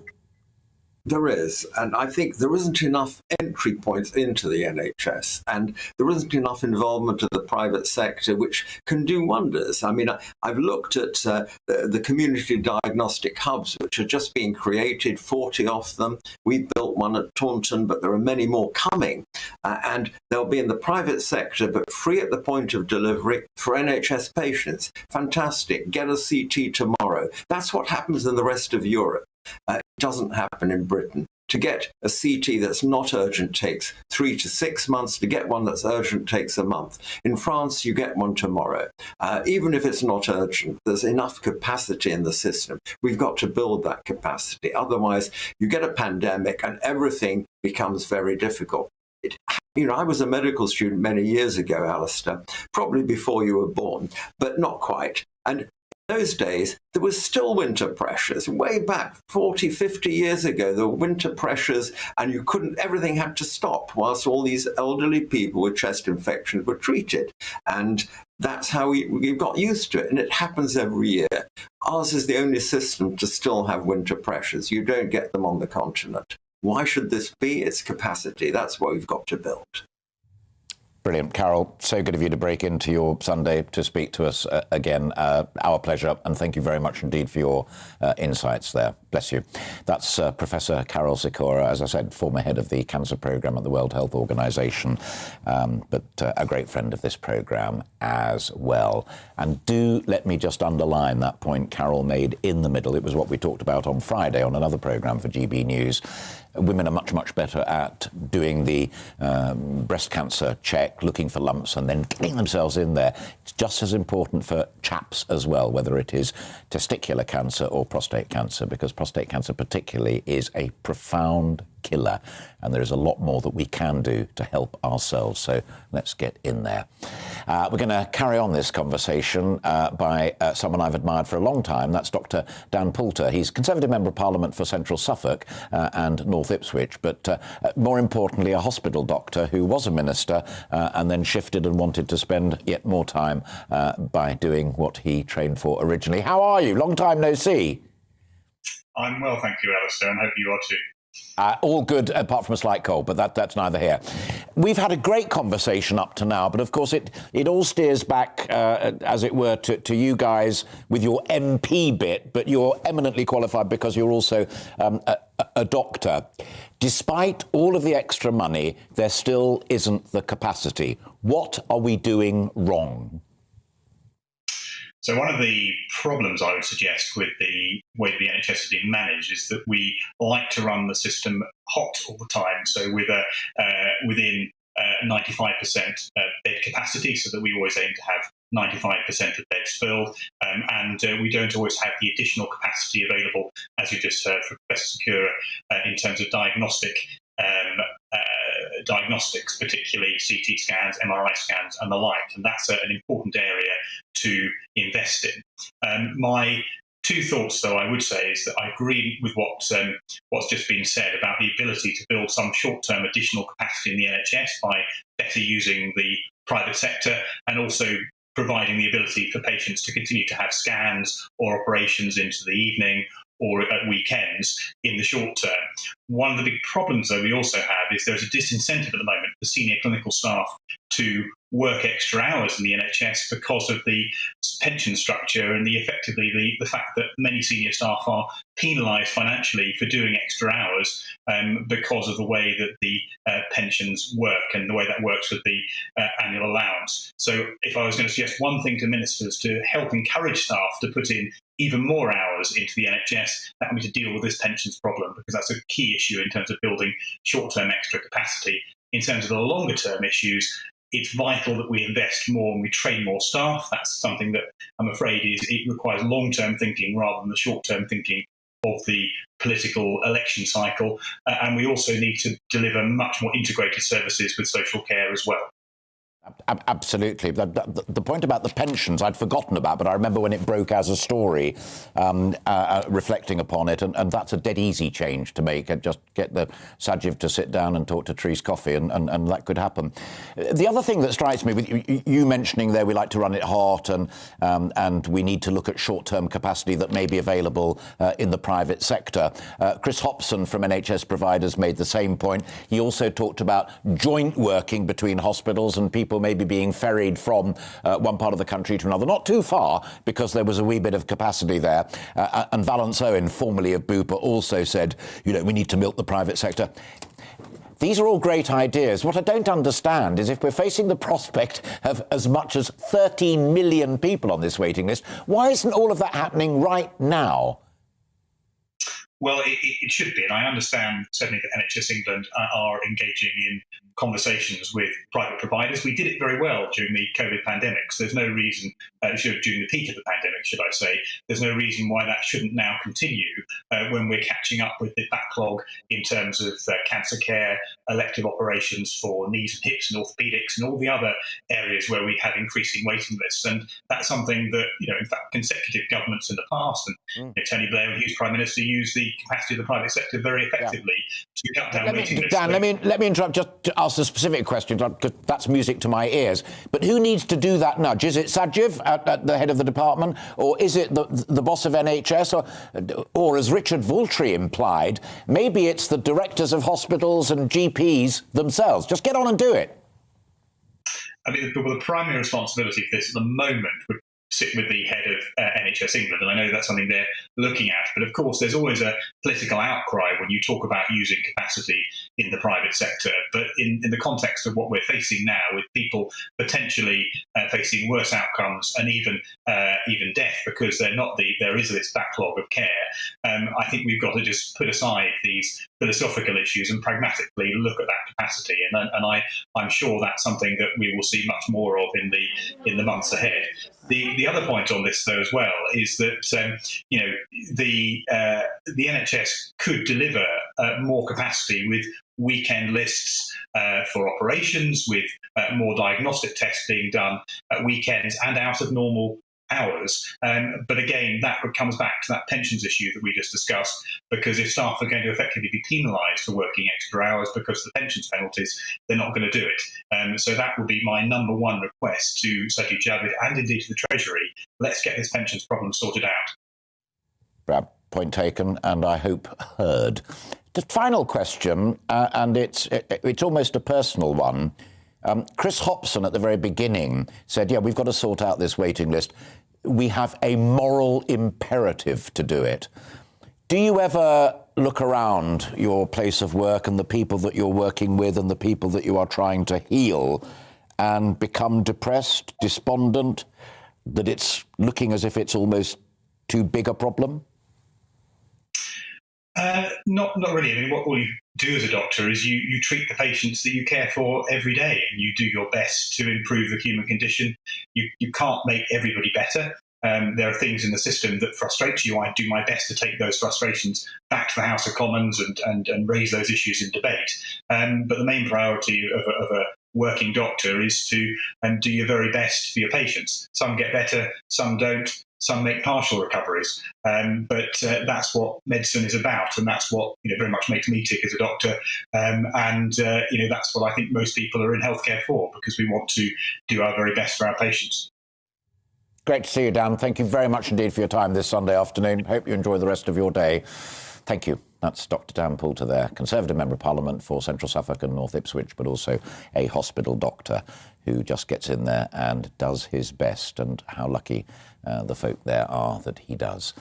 An intriguing conversation, and so much of it that could just be done if people got their act together. But that is a fresh one there as well, that consultants will willingly put in the extra hours if it didn't mean it hit them in their pension. So there's one that the powers that be could have a very close look at and do it PDQ. Still to come on Alastair Stewart and Friends, we'll be getting the latest on the COVID travel restrictions introduced in the wake of the new coronavirus variant. See you in a couple of minutes. It's time to remind ourselves there's always another winter. Canary Islands sponsors the weather. A cold and sunny afternoon for many, but showers in the north are spreading southwards. Let's take a look at the details. Mostly dry across the southwest for the afternoon, with a few showers affecting the north coast. Sunny spells for many, but cloudier in the west with highs of 8 Celsius. A dry and bright afternoon across London and the southeast, but cold and a little breezy with temperatures reaching highs of 3 to 5 Celsius. A sunny and dry start to the afternoon, but turning cloudier from the north with some patchy rain, sleet and snow spreading south.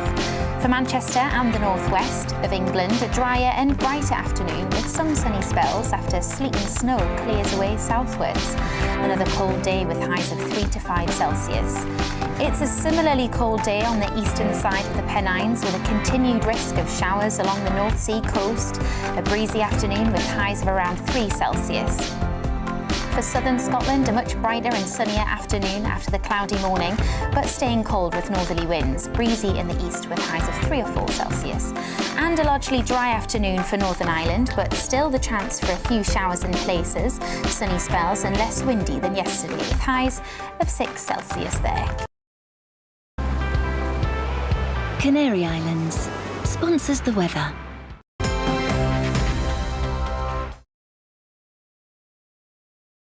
You're watching GB News live across the UK and the world on our digital stream. GB News is Britain's news channel. We are the UK's home of discussion and debate from all perspectives. We are here for you. Don't forget to join our YouTube community by clicking on that subscribe button. And if you want the GB News app, you can click and catch up on programmes anytime. We love to hear from you, so email us. gbviews@gbnews.uk. Thanks for being part of the GB News family. My name is Andrew Doyle. Join me every Sunday evening at 7 p.m. for Free Speech Nation. This is a show where we address current affairs and news stories of the week with the help of 2 wonderful comedian panellists. I brought in comics because I want to give it a lighter edge, and also they work for less. See you there.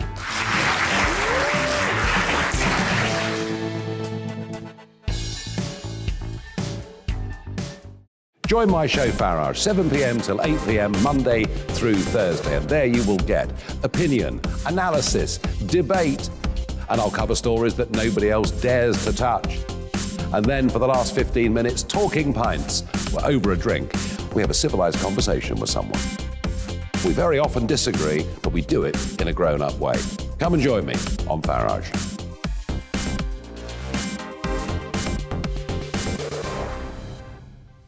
I'm Colin Brazier.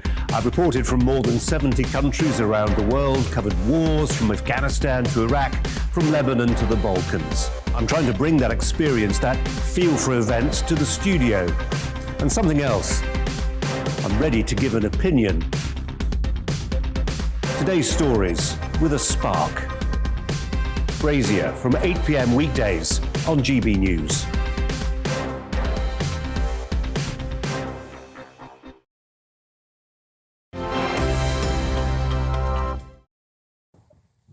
Welcome back. It's just a little after 1:30. You're watching Alastair Stewart and Friends on GB News.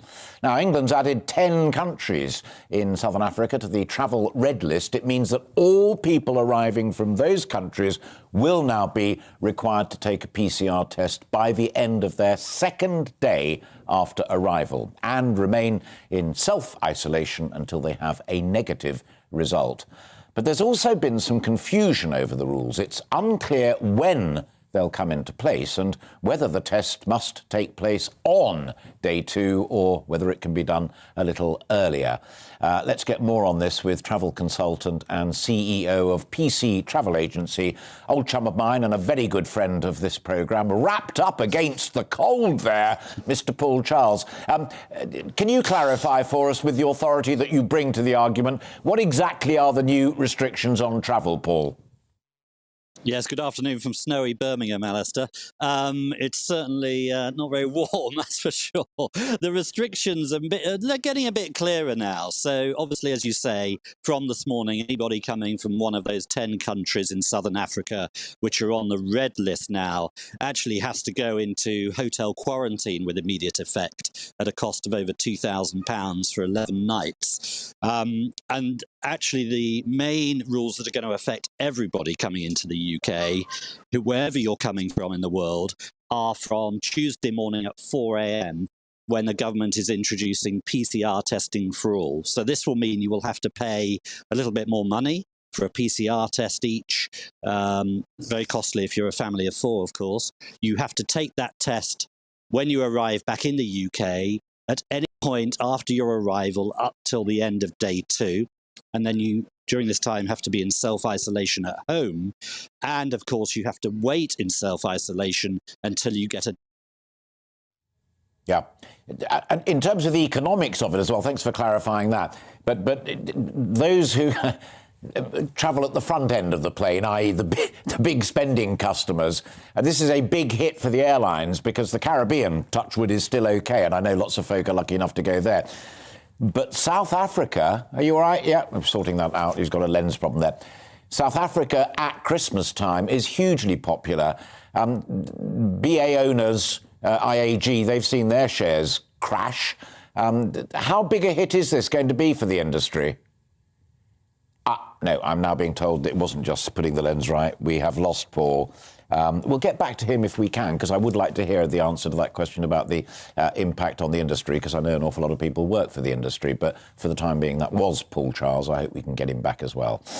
You're watching Alastair Stewart and Friends. Still to come, it's our rural spotlight. And today, it's all about how to keep sheep and other livestock protected from dogs. But first, let's bring you an update with the latest news. Here's Bethany.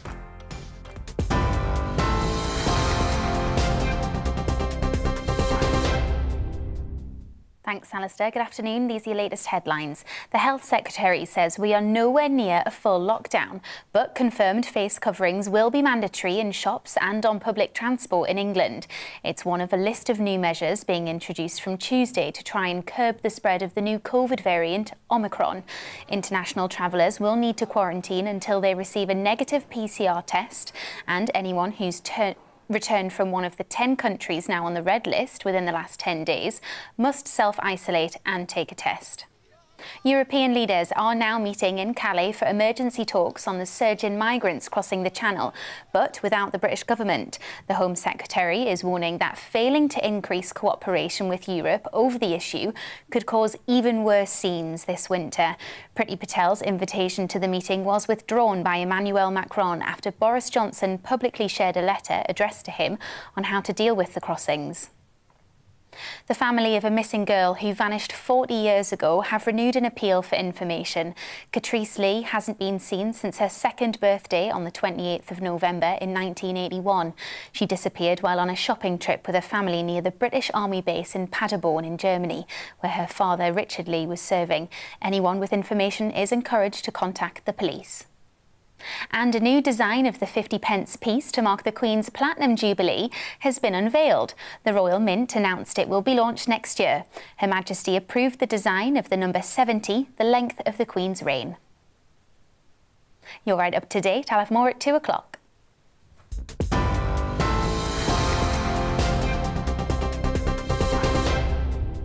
You're watching GB News live across the UK and the world on our digital stream. GB News is Britain's news channel. We are the UK's home of discussion and debate from all perspectives. We are here for you. Don't forget to join our YouTube community by clicking on that subscribe button. And if you want the GB News app, you can click and catch up on programmes anytime. We love to hear from you, so email us. gbviews@gbnews.uk. Thanks for being part of the GB News family. My name is Andrew Doyle. Join me every Sunday evening at 7 p.m. for Free Speech Nation. This is a show where we address current affairs and news stories of the week with the help of two wonderful comedian panellists. I brought in comics because I want to give it a lighter edge, and also they work for less. See you there.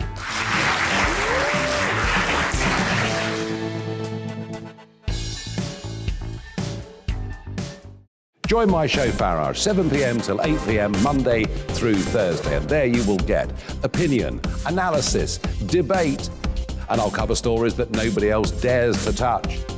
And then for the last 15 minutes, talking pints. We're over a drink. We have a civilised conversation with someone. We very often disagree, but we do it in a grown-up way. Come and join me on Farage.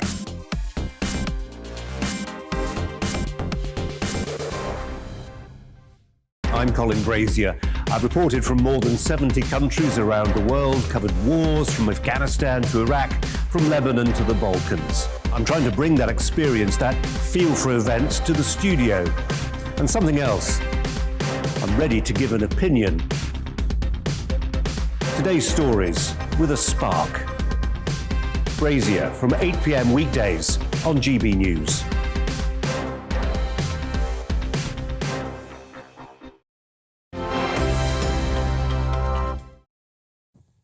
Hello and welcome back. You're watching Alastair Stewart and Friends here on GB News. Just before that break, we were talking to Paul Charles about the new rules that have come in covering countries in South Africa and the increased number of countries that are now on the red list, and clarifying about what the masking and the testing situation was. I think we've managed to get him back now.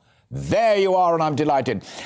Where we got lost was at the point where I was moving on to say there's big impact on the industry again, because for those who like to travel at the front end of the plane and therefore boost the profits, South Africa, Southern Africa is a popular destination. And I think I noticed on Friday that the shares in the company that owns British Airways had a tremendous fall. How worried is the industry about this latest wave of the coronavirus? The industry is very worried, Alistair, because we're going backwards. A few weeks ago, things were opening up. There was substantial recovery coming through. And now in one fell swoop, you've got government restrictions back in place, not just in the UK, but emerging in other countries as well. And it's no wonder IAG's share price slumped some 15% on Friday due to the worries among investors about what may be in store. It's very important to remember that there is no evidence yet with this new variant that shows that it evades vaccines. So we've got to wait for that conclusion from scientists. And that's the problem for the industry. It could be 2 weeks or so before we get any firm conclusions. And so consumers and the travel industry are left in limbo during this period, not knowing whether their trips, business or leisure, are going to be taking place or not. And whenever we talk about this, I always put the point to you, because I know we both share that view. It's not just about people saying, oh, I can't have my holiday, oh, I can't fly here, there and everywhere. This is an industry that employs tens of thousands of people, from the airlines right through to the high street travel agents. If they take another hit, some of them are going to go to the wall. Yes, if you think about the food chain of travel, then it's very linked. Hotels rely on airlines to bring in business and leisure travellers. Airlines rely on car hire firms to enable consumers to move around. So it's a very, very linked industry. And if one part of it is affected by a travel ban, such as airlines not being able to fly between destination A and London, let's say, then it's going to affect the wide group of travel. And thousands of jobs have already gone during the pandemic. The last thing the industry needs now is this uncertainty, adding to potentially threatening more jobs. There are certain things the government can do to avoid this. They really need to learn the lessons. One of which is, rather than put in place travel bans, actually just bring back pre-departure testing from those countries at risk. Get people who are getting on a plane to take the PCR test before they travel, get a negative result, then take another PCR test immediately they arrive somewhere like Heathrow, for example. So they'll have done 2 tests bookending their journey, and that will weed out most infections or find out if anyone's positive. That would be much better than just saying, no, you can't fly at all. And that's the problem the industry is facing. It's these restrictions are the worst and the most draconian they could be.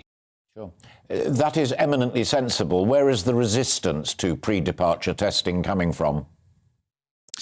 Well, I think the travel industry doesn't really want it back, to be honest, but it would be a better alternative than just stopping flights. And the resistance is really coming from the hard line in health departments, not just in the UK but elsewhere, who feel that obviously the best thing to do is to just stop people travelling. That's the quickest way of avoiding further infections. But we know that travel bans don't work. They cut off countries, they ruin economies, they provide more hardship both mentally as well as through infection with countries, inside countries. So there are alternatives that the government should be looking at. But we're now in this 3-week period before the government next reviews these measures, when we don't really know whether trips over the Christmas period are going to be able to go ahead. And that's why I'm concerned that these latest measures are going to wipe out inbound tourism, especially into the UK in the next few weeks. Yeah, I mean, pre-departure, final point for you to comment on, Paul, but pre-departure test also has that extreme advantage over testing on arrival, because if you're tested on arrival and it shows that you are infected, you are positive, then you will have been on the aeroplane for X hours, you will have been going through the airport, and you will have been sitting in the hotel waiting to have that test come through. I mean, I'm not a medic, but it's entirely logical. Well, I mean, the last thing we really want as we recover is much more testing, because, of course, that still puts people off from travelling. But when we face a serious situation like this, where there are concerns about a new variant, and it's right the government is moving fast to do something, of course, then that's when you bring back pre-departure testing from those countries on the red list to weed out those risks. And that's what the government really should be doing, rather than blanket measures saying that the whole of Zimbabwe is a problem or the whole of South Africa is a problem. It doesn't work, and we know it doesn't work from previous experience during the pandemic. Paul, always good to talk to you. Stay warm, stay healthy. Thank you very much. Thanks for finding time for us. That's Paul Charles, the CEO of the PC Agency, an expert in all matters travel. Now, for those of you who live in towns and cities, it might be easy to lose touch with what's going on in the world of farming and agriculture. So each week we check in with those at the coalface, as it were, of our rural industries. And on that note, today, it's all about how we can protect our livestock, if we have it, from dogs. And farmers are calling for owners of dogs that harm livestock to face bigger fines. So much better if we never get to that point. But how big a problem is it? And will tougher fines, if needs be, make a difference? I'm delighted to be joined now by Jane Bassett, who is a sheep farmer and knows a great deal about this issue. Very good to see you, and thank you very much indeed. Is this getting a lot worse at the moment? Has there been a surge that's prompted this demand for tougher penalties? Hello there, Alistair. Thanks very much for giving us this opportunity to highlight this issue. Yes, there has been an increase, sadly so, with attacks by dogs on sheep, with some horrific examples of it, absolutely horrific examples. And really, the incidences are increasing. On our own farm, we've had incidences of sheep worrying, and it's not just actually the damage to the sheep, which can be done by the dogs chasing the sheep. It's actually the stress that it causes to the sheep as well, and then they go and get into all sorts of instances, and it's just awful. It is truly awful to see. It is so distressing on our own farm when we had an incident of it fairly recently. We then had to have sheep put down, and the vet got distressed doing that, putting them down. Mothers, ewes lost their lambs, and vice versa. Lambs lost their mothers. So, it's just truly awful to see, Alistair. How do you get to a point, Jane, then, when if somebody is acting irresponsibly, and I'm a dog owner and love them, and when we go countryside-wise rather than on my own farm, then it's a lead job. It's always a lead job because we're keenly aware of that and we live in a rural area.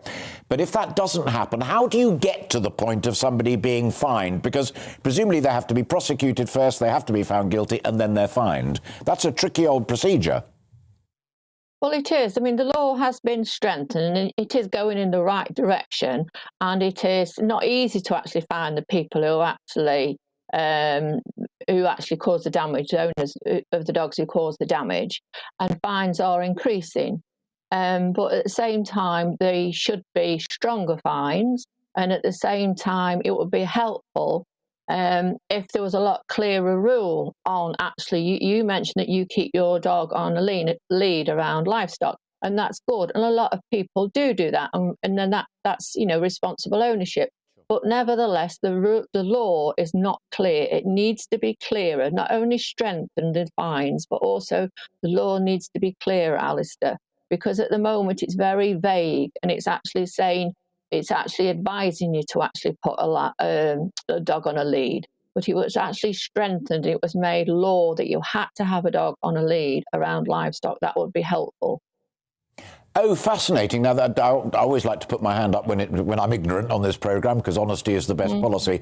I understood the point about increasing the fines, but you're also saying, and in a sense, with respect, that's slightly more important, is that the law needs clarification as well. The wording of the law is very ambiguous. If you actually look into the Countryside Code, the wording, it's more an advisory, but it needs to be stronger that you have to put your dog on a lead around livestock. And then there's no grey area, if you like, for owners, because actually everybody thinks their cute and cuddly dog will not attack livestock, and they always think they've got it under control.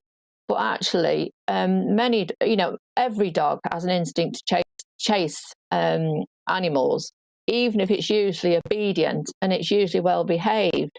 And as I say, if it was actually made law that they had to actually have it on a lead, it would be so much better around livestock.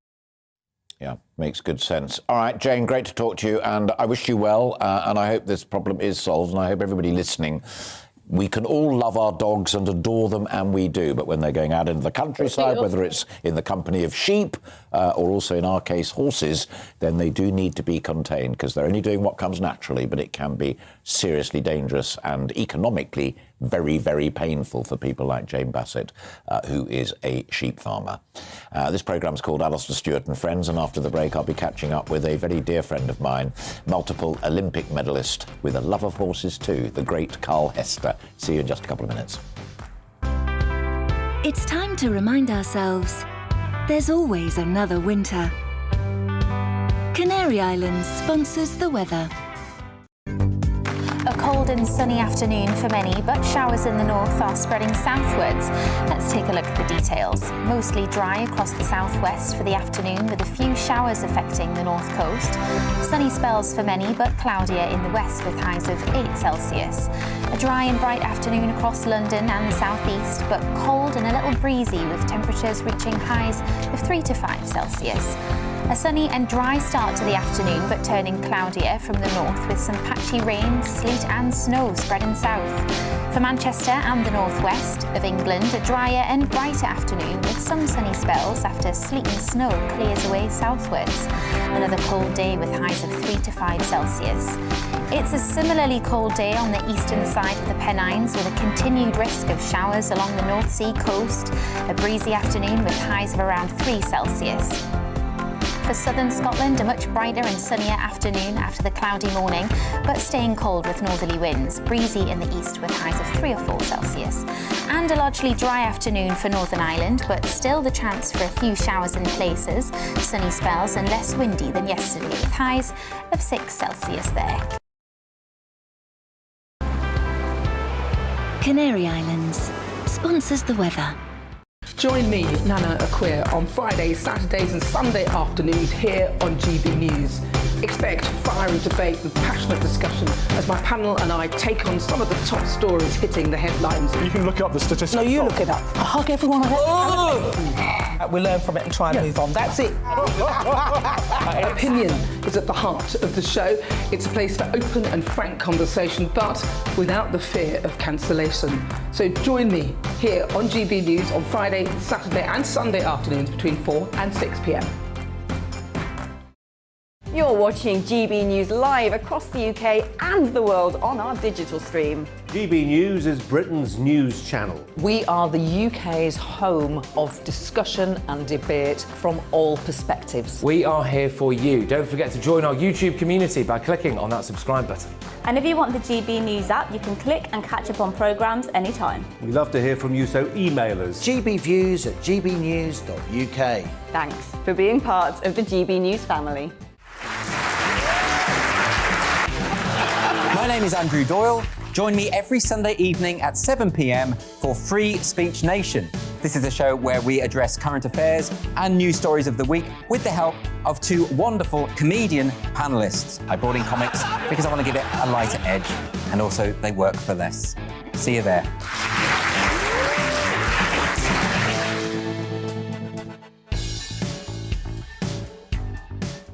Join my show Farage, 7 p.m. till 8 p.m. Monday through Thursday, and there you will get opinion, analysis, debate, and I'll cover stories that nobody else dares to touch.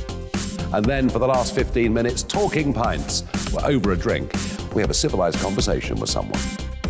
We very often disagree, but we do it in a grown-up way. Come and join me on Farage.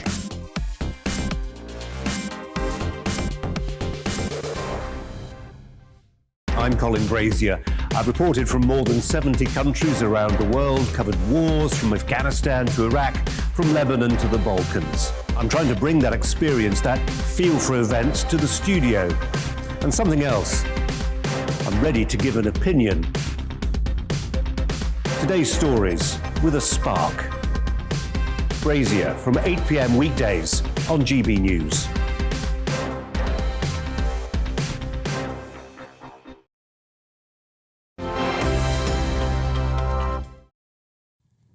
Welcome back. You're watching Alistair Stewart and Friends on GB News. Now, the show is called Alistair Stewart and Friends, and I feel very lucky to be able to speak to a very dear friend and absolutely fascinating person, the dressage rider and Olympian Carl Hester MBE. In 1992, Carl became the youngest ever British rider to compete at Olympic Games, as well as a gold in London in 2012, which I saw.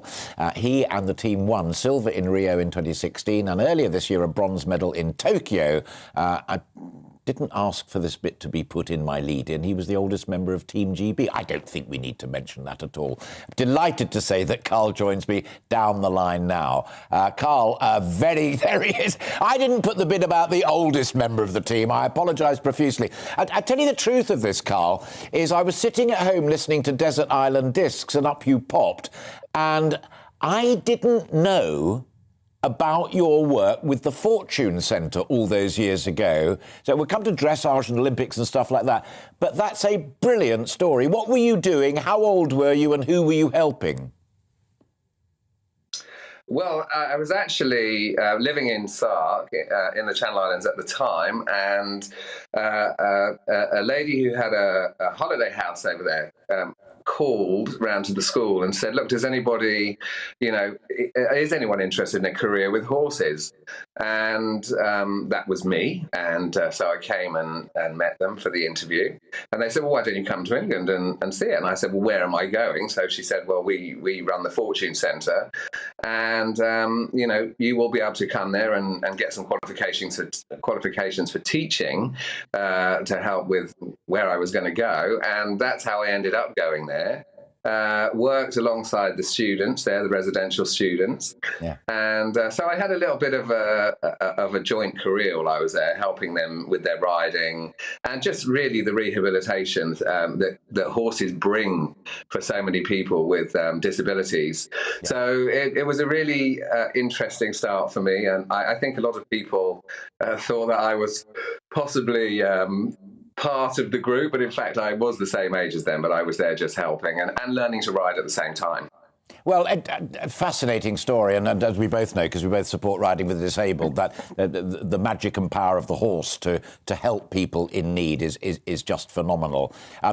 Equally, sponsors and owners are crucial in all top-level equestrian sport. You had an early entree with that, with the Bechtolsteimers, who great within the sport, but also have family members doing jolly well at the moment as well. Tell us how you got involved with them. Yes, well, I had my career, I'd reached young riders. So young riders is for 18 to 21-year-olds. And I came to the end of my career there at 21. I actually made the European team at the age of 21. And a week before we were due to go to the European Championship, I broke my leg. So that put an end to going there. And I really wasn't sure where my career was going to go next. And one of our selectors of the young riders at the time called me and she said, look, there's a family in Gloucestershire called the Bechtolsteimers. They're very big into dressage. We think that you've got enough talent to go and do the job. They're looking for a British rider because they had a German rider at the time. Yeah. And the Germans were the leading nation in dressage for so many years and still are the ones to beat. And so I went for an interview and got the job there riding the horses. We had a stable of 18 horses, and I arrived in October 1989. And my career took off very quickly. The following June 1990, I made my first world championship. And I stayed with them then for 3.5 years and went on to do a Europeans, my first Olympics in Barcelona. And then moved on in 93. But while I was there, of course, their young daughter at the time, Laura, who was 4 years old, I used to help her with the ponies, and we didn't have I was certainly I think a bit of a ghastly older brother to her. I used to tease her a lot and give her horrible lessons to make sure she never rode again, and I didn't have to teach her after school. Worked out all right for her, though. She's doing very, very nicely. It did. Penultimate question, and just to underline, so you started off doing great stuff for other people with the Fortune Centre, and then other people did great stuff for you and gave you a leg up, and the rest is history. Then along comes Valegro, and lo and behold, you do the same for someone who's become such a close and lovely friend, Charlotte Dujardin. Tell people briefly the Valegro story from a Hester point of view. Well, I found Valegro when he was 2.5 years old. He was a very raw, unbroken horse, and we had no idea that he was going to turn into a superstar. But he was a very intelligent horse. So he came to live with me here back in England. And Charlotte had come to work for me. He was 5 years old at this stage, so very young, didn't know anything really. Charlotte came to work for me as a working pupil at that time. And I paired them together because at that time, being a professional rider, we weren't allowed to compete at the lower levels. Those were the rules of the sport at that time. And so I put them together, and they were together for 3 years, competing and being very successful. And this was before the level of Grand Prix, which we compete at the Olympic Games. And Charlotte told me herself when he was 8 years old it was time for me to take over the reins and take him on, and Charlotte was very convinced that she wasn't giving him up, and I agreed to that because I also happened to have another fantastic horse at the time called Utopia. It's very unusual, of course, for a top rider to get more than one good horse, a great horse, should I say, in their lifetime, and I happened to have two at the same time. So it was only natural that I would leave Charlotte with him. And I enjoyed her enthusiasm. I enjoyed watching her ride him. I think it's probably one of the biggest questions I get asked is, was I jealous? Why didn't I ride him myself? And I had so much pleasure watching her ride him. Yeah. And I loved every minute of their journey, 6 years of medal. So it was worth it for me. It was lovely. I'm so grateful for you finding time. As I said to the team, oh, I'd love to talk to Carl Hester. And they, oh, OK, fine. And then you said yes. So thank you so much. I look forward very much indeed to seeing you soon, whether it's at Olympia or whether it's at Liverpool or whatever. But for now, thank you so much for joining us, Carl Hester, MBE, and good luck with the rest of the season. A real pleasure. It's 27 seconds past 2, because I just wanted to get that last answer from Carl Hester. You're watching Alastair Stewart and Friends on GB News. Lots of brilliant conversations and guests still to come.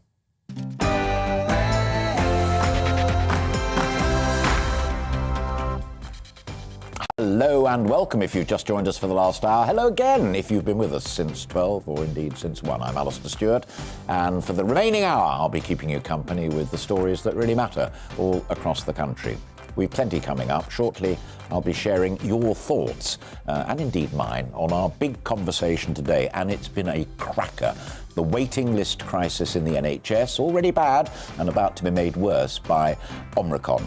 So what needs to be done? We've had some brilliant ideas from our expert interviewees, but some terrific ones from you as well, I gather, from the team who've been compiling the emails. But before all of that, let's bring you right up to date with the news. Here's Bethany Elsey.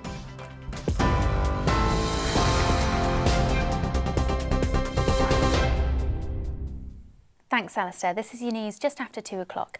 The Health Secretary says we are nowhere near a full lockdown, but confirmed face coverings will be mandatory in shops and on public transport in England. It's one of a list of new measures being introduced from Tuesday to try and curb the spread of the new COVID variant, Omicron.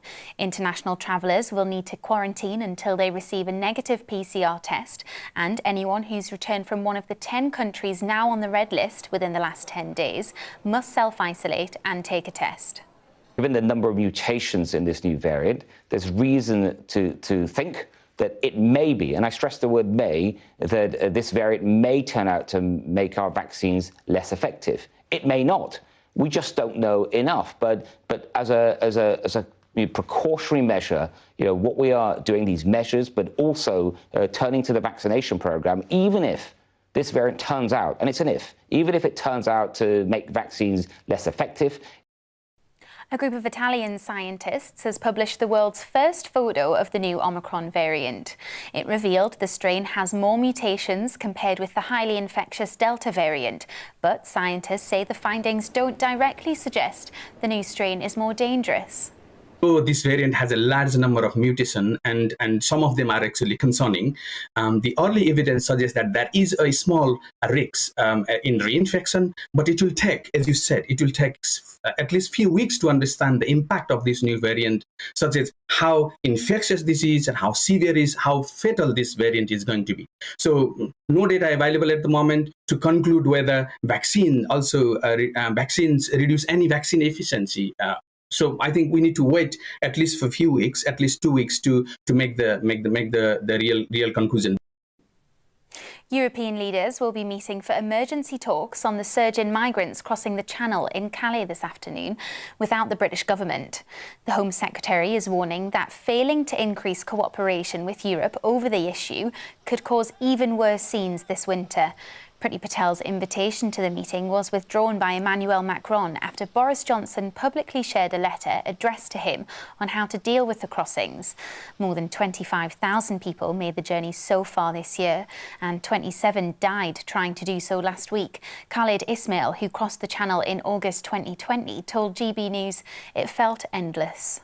Like a journey makes you exhausted mentally, emotionally, physically. We know after we came here it's only 22 miles, but we spent like 17 hours in that channel. It seems endless for us. Yeah, and it's like you fold your eyes and you cross a highway, just like that. The family of a missing girl who vanished 40 years ago have renewed an appeal for information. Catrice Lee hasn't been since her second birthday on the 28th of November in 1981. She disappeared while on a shopping trip with a family near the British Army base in Paderborn in Germany, where her father Richard Lee was serving. Natasha Walker, her older sister, urged anyone with information to come forward, saying someone knows the answers which will unlock us from decades of pain. And a new design of the 50p piece to mark the Queen's Platinum Jubilee has been unveiled. The Royal Mint announced it will be launched next year. Her Majesty approved the design of the number 70, the length of the Queen's reign.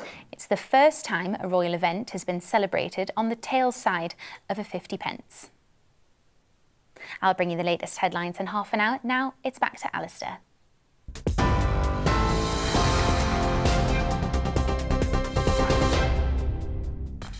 Bethany, thank you. I am Alastair Stewart, and for the next hour I'll be keeping you company along with friends and friendly guests. Still to come, in just a moment I'll be sharing your thoughts and mine on our main discussion today, the waiting list crisis in the NHS and what to do about it. Plus, many people feel passionately about whether to get a real Christmas tree or a fake one, and which is better for the environment. We'll try and get to the bottom of that choice. And we'll be speaking to a rising star in the art world, just 14 years old. She only took up painting during the lockdown, and her artworks have now sold all over the world.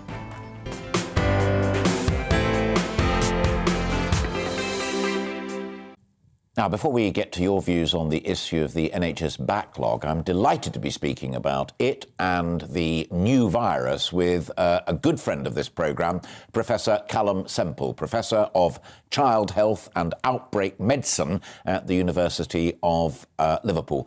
Callum, terrific to see you again, and as it were, it says what it does on the tin, outbreak medicine. Although reading and listening to you over the last 24, 36 hours, you seem to me slightly less exercised by Omicron than some of your colleagues. That's right. We've got a vaccine which is incredibly good against the current Delta strain. And with the booster, Public Health England have just announced that with the booster, you're seeing really good elevation of antibody levels, and other research are showing really good T helper and T killer cells responses to this booster. Now, even if Omicron is quite a bit different, the vast majority of people will still be protected against severe disease and death. So I'm cautiously optimistic that that will be the case, because most of the virus hasn't changed. Some key bits have, so we will see some escapes, but with high levels of antibody and high levels of T helper and T killer cells, because of the booster, we can expect the vast majority of people to remain protected. But that's a very different situation to where we were in Christmas last year. Yeah, absolutely, point taken. Do you suspect that possibly, I mean, not least because of exactly that point, that the government are overreacting by stopping flights and reintroducing testing and masks because they feel that they're still in the witness box, as it were, over having made wrongful decisions before, that they could afford to be more relaxed, but politically they don't feel that they can? So, Alistair, you and your listeners will know that I cannot stray into commentary on policy decisions. But if we try and look at this from a scientific point of view, anything that can be done to slow the virus coming into the country gives us more time to get the booster campaign rolled out into wider age groups, and gives other scientists, like my team and others we work with, time to better understand how the virus behaves. It also gives the South African scientists time to clinically characterise how the virus is behaving in those most severely affected. So every week counts at this stage. It is sadly inevitable that the virus will sneak into the country, because that's how these viruses work. But if we can buy ourselves 3 or 4 weeks, that's incredibly valuable time. Final point on that, and I accept and respect your point. That wasn't evasion, by the way, if people are listening to this conversation. That's because he sits on sage, and his wisdom will be shared with senior ministers, I can assure you, but it's right and proper that he doesn't share it publicly. Final one on the coronavirus. Is this new virus, this new variant, a hint, as it were, that, frankly, coronavirus is with us forever? Absolutely. And we have got several other coronaviruses that have become endemic. They do occasionally cause very severe disease, but because most of them are actually relatively mild compared to this, and we've been exposed to them throughout life, we don't see so much severe disease, and it doesn't disrupt society. In time, with vaccination, we will build up a good degree of immunity within the community, and hopefully the virus will become less virulent. But that could take decades for the virus to become less virulent. In the meantime, we've got a great vaccine. So let's use the vaccine and avoid the disease. Point paragraph. We've been spending the rest of the programme talking about the NHS waiting list crisis, which obviously the new variant may make even more difficult, although I take on board and absolutely understand your points about vaccination and so on. But from where you sit, Callum, one of the points that's been made by virtually all of my guests up to now, that actually there's a lot that can be done in terms of waiting lists, like completely milking the private sector, cross-hospital cooperation, even cross-trust cooperation, consultants working later if they could afford to and change the pension rules, etc. The brick wall seems to be the very structure of the NHS. Ministers, NHS managers, trusts and what have you. From your viewpoint, is it a structure that's fit for purpose? I think it's a structure that's creaking. We've seen decades of workforce planning, which has been shoddy. And even when I was a trainee, it was very difficult to train in paediatrics because there was a massive crush on the training numbers. So the government would not allow the doctors and specialists to be trained. And that's going back several decades, but that's what you're suffering from now, because it takes decades to take a medical student up to being a consultant who's experienced and able to make the bigger decisions. So I think we do need to look at workforce planning. We also need to look at giving greater responsibility to more junior trainee doctors and accepting that you don't always need to have a consultant leading the care. It may be a consultant directing the care on a wider basis, and you may have a greater number of trainees who are allowed to make bigger decisions. And I would welcome that. It does mean a different attitude. People will have to get used to the idea that they're not going to necessarily see a consultant on the same day. They may see a very experienced registrar or a specialist trainee will be quite competent and capable of giving care. There'll also be different models of care with physician assistants providing the routine aspects of care, which don't perhaps need the challenging decisions around people with multimorbidity. So I see physicians assistants being more used and nurse practitioners being more used. That's going to be quite difficult for the public to recognise, because they're going to say, I expect to be treated by a doctor. And we're going to be saying, actually, there's a super nurse practitioner who's more than capable of looking after you today. Fascinating, Callum, and I don't know whether you were able to watch the conversation. I know you're very, very busy, but precisely that point was made by Dr. Dan Poulter, as you well know, is a Tory MP as well. More flexibility, and he hoped that ministers realised that, and that the NHS managers realised that actually consultants, GPs, the whole gang are quite willing, particularly in the context of a waiting list crisis, to roll up their sleeves and do whatever is required of them. But the public may be the resistors. So we've got to accept that as well. Yes, we are. My consultant colleagues at Alder Children's Hospital, we're being incredibly flexible. We're working across different specialities, particularly to cover other colleagues. There is good willing, but there's just not enough people. And also, many, many doctors and nurses are actually fairly burnt out now. They've been doing really overtime for 2 years to the best of their abilities. I'm incredibly lucky. My team has covered me while I've been working on the outbreak, but in the meantime, they've had to cover my activities. It's not easy in the NHS at the moment, and people's pay and working conditions have been very tricky. All right, Callum Semple, great to talk to you always, and you're welcome back anytime. Thank you very much indeed. That's Professor Callum Semple, Professor of Child Health and Outbreak Medicine at the University of Liverpool.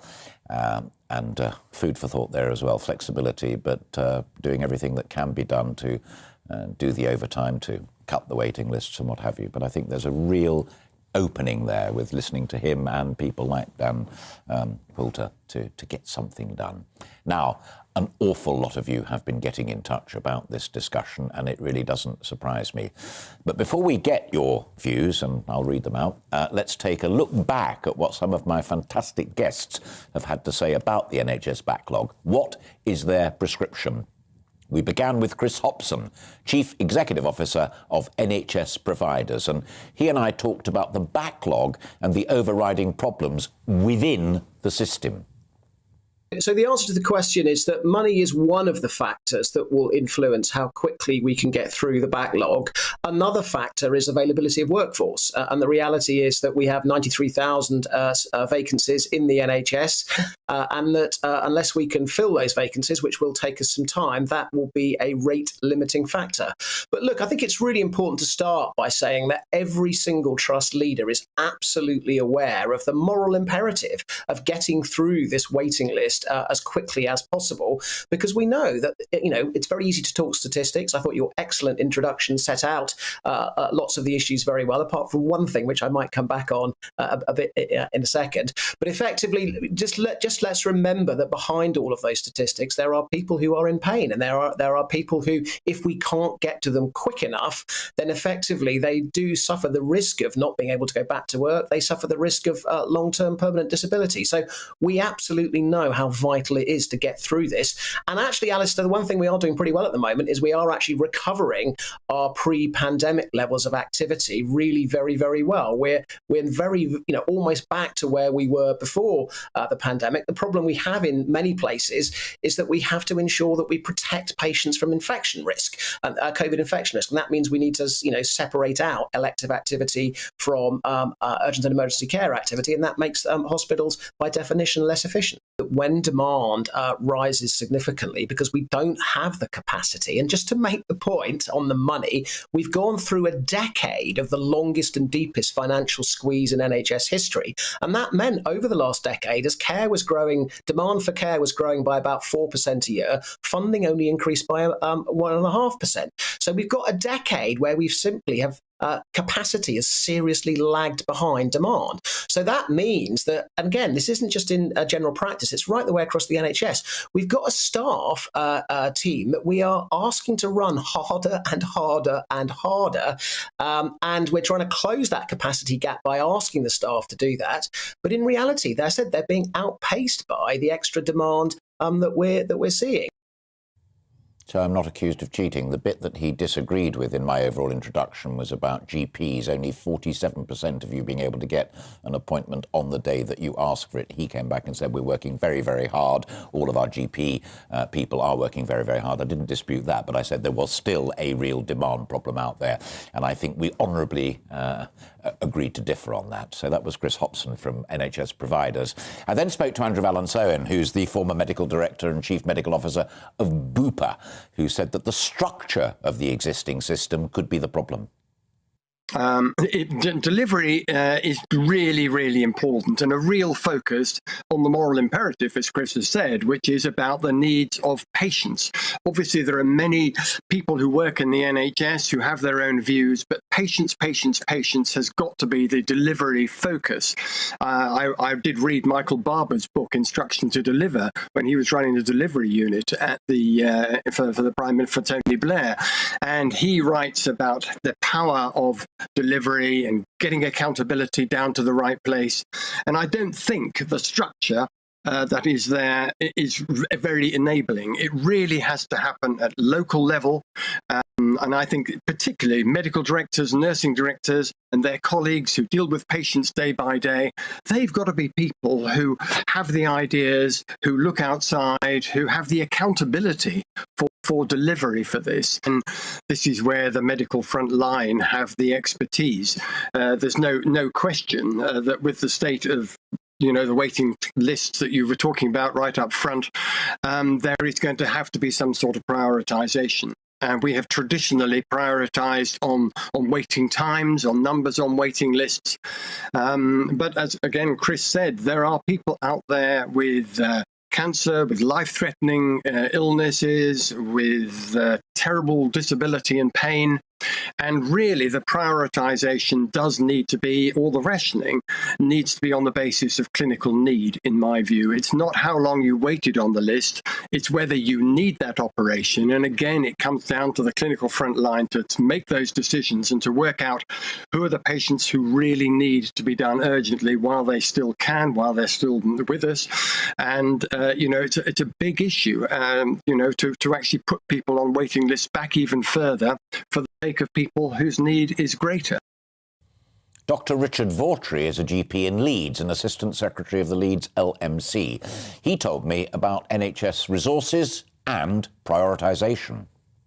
There's only a certain number of hours in the day, and yet the work increases and increases. And so we do have to take some serious discussion and engage with our patients as well in this about what is the real priority, what has to be prioritised, how do we ensure that those people who really need our care can get it. But what we ultimately need to do is trust professionals to do the best for their patients every day. GPs, doctors in the hospital, nurses, pharmacists, physios, we all go to work to do the best possible job that we can for our patients. And we need to be trusted to do that. Rather than being micromanaged in a particular way, we need to be enabled to do the best we can for as many patients as we can with the resources that we've got, and we'll always try to do that each and every day.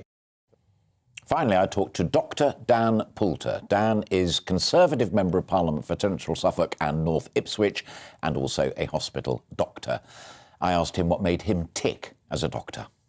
Not really. I mean, what all you do as a doctor is you treat the patients that you care for every day, and you do your best to improve the human condition. You can't make everybody better. There are things in the system that frustrate you. I do my best to take those frustrations back to the House of Commons and raise those issues in debate. But the main priority of a working doctor is to do your very best for your patients. Some get better, some don't. Some make partial recoveries, but that's what medicine is about, and that's what very much makes me tick as a doctor. That's what I think most people are in healthcare for. Good man, and great to hear his views, and indeed all of my guests' views. Now it's time to hear what you've had to say about this discussion, and you have been on fire yet again. Let's start with Alan, who came in via email. I'm a 34-year-old who had an emergency stoma operation in the summer of 2020. The NHS were brilliant. I was told my follow-up operation to reverse the stoma would be in 2 months. After 14 months of waiting and being told I could be waiting for another 2 years, I turned to my employer's private healthcare, and now I am living a normal life again. There we are. Pragmatic and flexible. Problem solved. Brian also emailed to say, I've given up trying to make an appointment with my doctor, mainly because I've heard others say that they feel uncomfortable telling a receptionist rather than a GP your problems. So they triage. I feel discussing any problem should be with a doctor and patient only relationship. Tricky, with a lot of the guests saying we've got to be flexible if we're going to get through this waiting list problem, Brian, but I do understand what you're saying. Ian got in touch to say stop treating the NHS with kid gloves. I don't think I did, to be fair. And imagine everyone who works there are angels. Cut management, stop the unions running things for their own benefit. Victoria takes to Twitter to say cut out middle management. Better communication across trusts, share the load.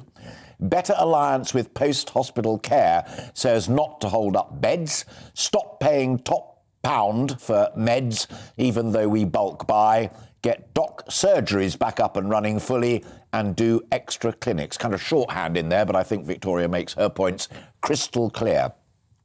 Elliot on Twitter. Matrons back on wards and an enormous reduction in bureaucracy, please.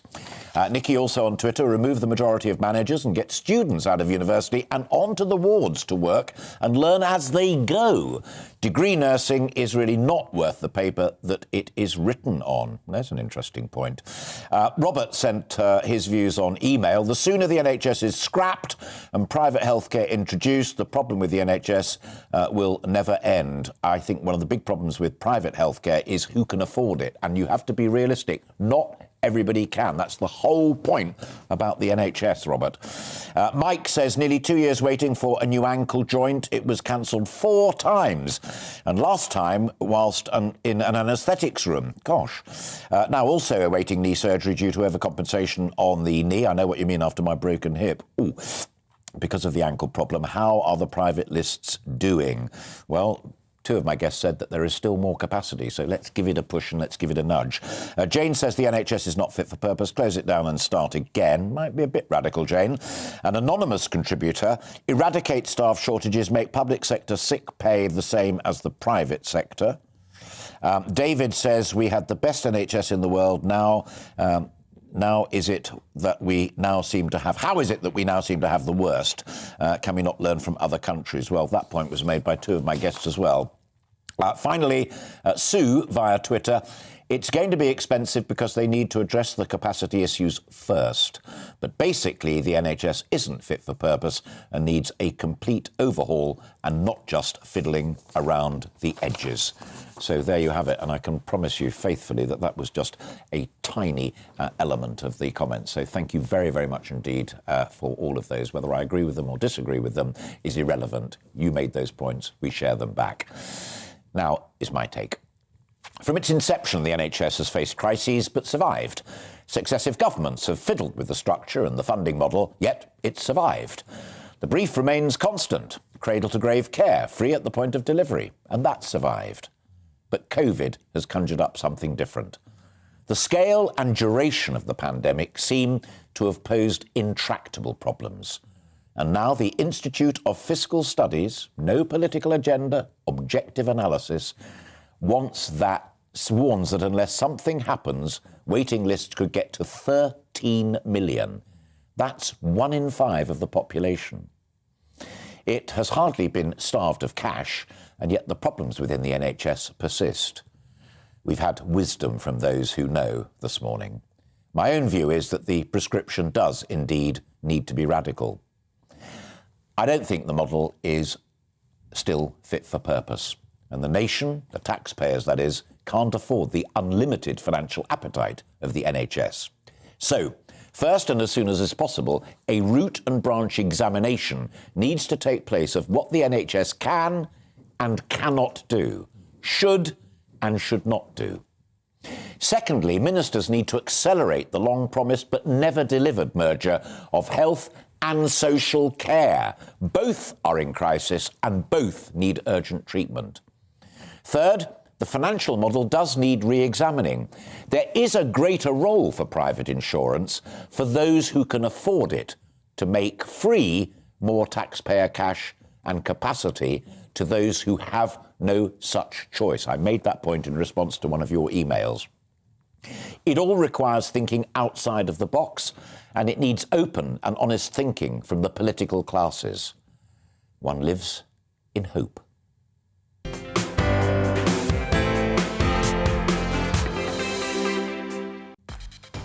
And still to come this Sunday afternoon on Alastair Stewart and Friends, it's the big debate at this time of year. Real or fake Christmas tree?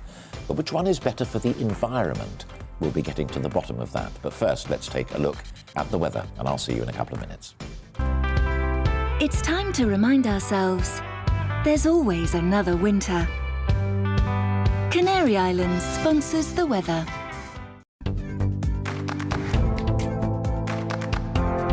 And snow clearing away early this evening to leave clear skies, but a few wintry showers still in Cornwall, becoming frosty with icy patches. A few wintry showers also for the southeast of England. Clearing skies in most places will allow temperatures to widely fall, with frost and icy patches there too. Any wintry showers will clear the south of Wales early this evening, leaving lengthy clear periods, temperatures falling below freezing, with frost and ice expected.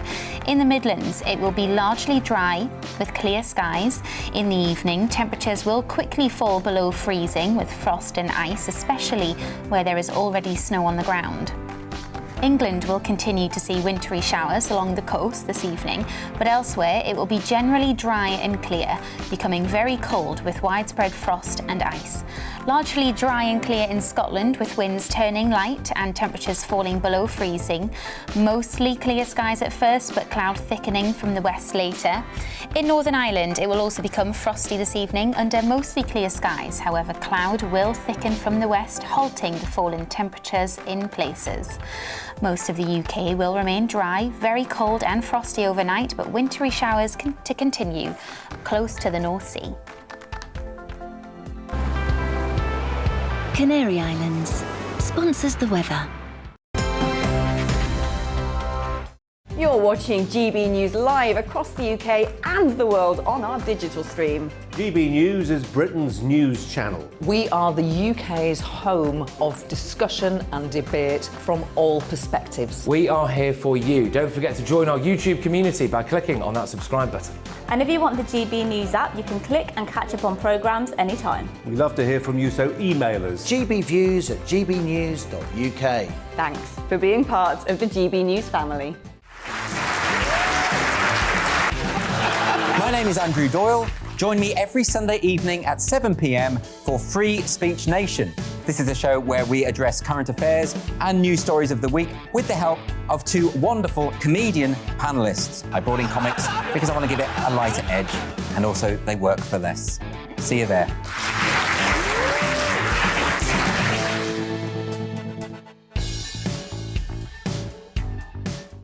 Join my show Farage, 7 p.m. till 8 p.m. Monday through Thursday, and there you will get opinion, analysis, debate, and I'll cover stories that nobody else dares to touch. And then for the last 15 minutes, talking pints. We're over a drink. We have a civilised conversation with someone. We very often disagree, but we do it in a grown-up way. Come and join me on Farage.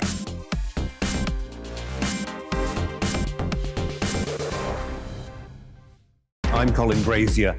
I've reported from more than 70 countries around the world, covered wars from Afghanistan to Iraq, from Lebanon to the Balkans. I'm trying to bring that experience, that feel for events, to the studio. And something else. I'm ready to give an opinion. Today's stories with a spark. Brazier from 8 p.m. weekdays on GB News.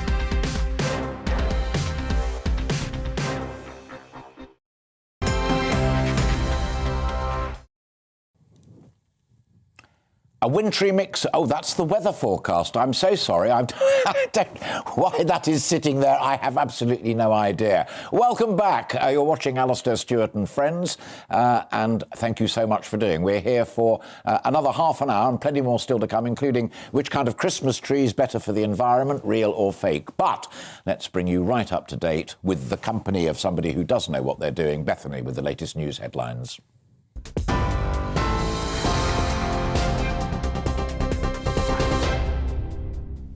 Good afternoon. Sorry about that, Alistair. Should have changed your auto cue. These are your latest headlines. The Health Secretary says we are nowhere near a full lockdown, but confirmed face coverings will be mandatory in shops and on public transport in England.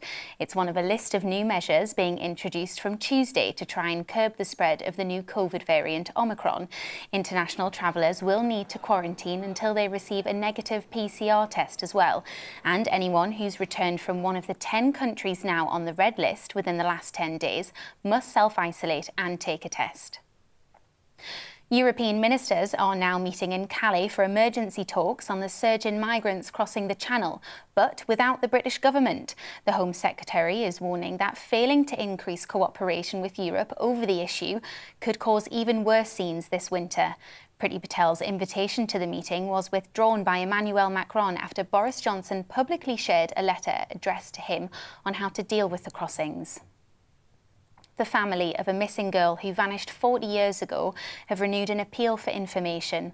Catrice Lee hasn't been seen since her second birthday on the 28th of November in 1981. She disappeared while on a shopping trip with a family near the British Army base in Paderborn in Germany, where her father Richard Lee was serving. Anyone with information is encouraged to contact the police. And a new design of the 50p piece to mark the Queen's Platinum Jubilee has been unveiled. The Royal Mint announced it will be launched next year. Her Majesty approved the design of the number 70, the length of the Queen's reign. I'll be back with a full update at the top of the hour.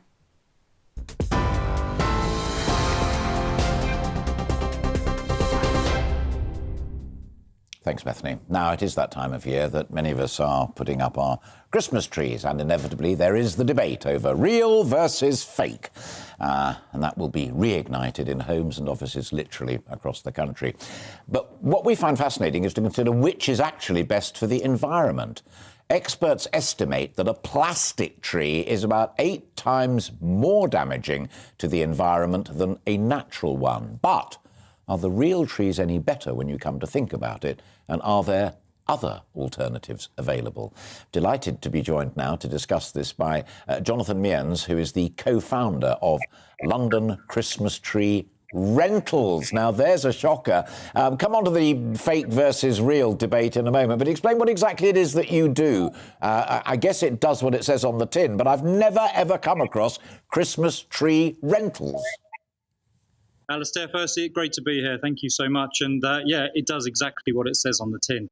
You know, we offer a different option for customers to rent a pot-grown Christmas tree. That's exactly what we do. They rent the tree for this Christmas, and then they can choose to have it again next Christmas, and it gets taken back to the farm and looked after. I was going to say that exactly is the point that cuts to the chase then. So those that are behind you and those that folk can rent, if that's the road they choose to go down, still have roots, still alive and kicking, and can be used and used and used. So it's natural, but it's reusable. Absolutely, yeah, exactly. So instead of cutting the tree down and putting it into landfill or chipping it or recycling it, we just allow customers to keep a tree that, as you say, it's grown in a pot, it has its roots, it's still alive, and it will continue to live after Christmas. So yeah, absolutely. Because the thing about real ones, but ones that are cut down, is that not only do they stop doing the job that trees do so brilliantly with recycling carbon, but also if you then try to burn the Christmas tree, it's jolly difficult to do, but then all of that carbon is re-released. Yeah, you've hit the nail on the head, exactly. You can have a tree that's pot-grown that continues to live year on year, so it continues to do its job. And, it works well with humans. We expel the carbon dioxide and they use it. If you cut a tree down, then, yeah, it will go into landfill. And we understand there's about 7 million trees enter landfill annually. That's a lot of trees. Yes, and also if you, after Christmas, decide you're going to burn it, then it's still going to release a lot of that pollutant into the atmosphere. Mm. And how long have you been in business, and how many of your customers are, as it were, returning customers? Yeah, no, good question. So this is really a business that started 2 years ago. We are continuing to evolve, continue to develop, and there's a lot of interest in this business. And we're pleased just to be able to give customers a different option. Yeah, and clearly you're partisan, and we should be open about that, but you're partisan in a way that I happen to agree with, so we're on safe ground. I'm guessing that quite a few people think that by buying a plastic tree and reusing it, that they are being environmentally more friendly. But all of the evidence, not just from the tree growers, all of the evidence is that suggests that that's the worst thing to do. Yeah, so you're right. It does sound like it's a really good thing to do because you can put it in the loft and bring it out every year. Yeah. But what are these trees made of? They're generally oil-based, and they have metal prongs throughout them. And so it works well annually. But however, at some point that thing starts to sort of degrade, and then we need to put it into landfill. And then it takes X number of tens or hundreds of years to actually decompose. But what does it do to the land? It has to pollute it in some way. The oil and the metal will break down into that soil. Sure. There you go then. Jonathan Mearns, co-founder of the London Christmas Tree Rental Company. Thank you very much indeed for your wisdom. Totally partial, and why not? That's what you're there for. But thanks very much indeed. So there we are, the great debate. I hope it helped you make your own mind up. It always amuses me that I remember one from our childhood, which we did actually what he did. It wasn't rented, but we bought one that was still rooted and then planted at the top of my grandmother's garden. And eventually, by the time she had passed away, it was about 50 feet high. But it was still our little Christmas tree from our childhood, which was a lovely memory. You're watching Alastair Stewart and Friends. Still to come this afternoon. We'll be bringing you right up to date in all the goings on in the world of entertainment. Plus, I'll be speaking to a rising star in the art world whose portraits have been turning heads around the world. But first, let's bring you right up to date with the latest news headlines. Here's Bethany. You're watching GB News live across the UK and the world on our digital stream. GB News is Britain's news channel. We are the UK's home of discussion and debate from all perspectives. We are here for you. Don't forget to join our YouTube community by clicking on that subscribe button. And if you want the GB News app, you can click and catch up on programmes anytime. We love to hear from you, so email us. gbviews@gbnews.uk. Thanks for being part of the GB News family. My name is Andrew Doyle. Join me every Sunday evening at 7 p.m. for Free Speech Nation. This is a show where we address current affairs and news stories of the week with the help of two wonderful comedian panellists. I brought in comics because I want to give it a lighter edge, and also they work for less. See you there.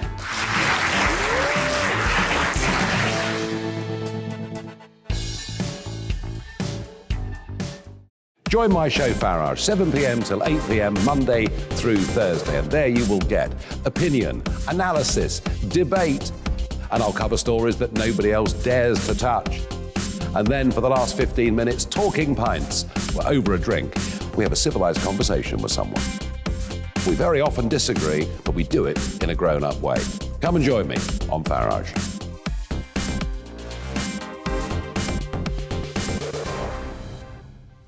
I'm Colin Brazier. I've reported from more than 70 countries around the world, covered wars from Afghanistan to Iraq, from Lebanon to the Balkans. I'm trying to bring that experience, that feel for events, to the studio. And something else, I'm ready to give an opinion. Today's stories with a spark. Brazier from 8 p.m. weekdays on GB News.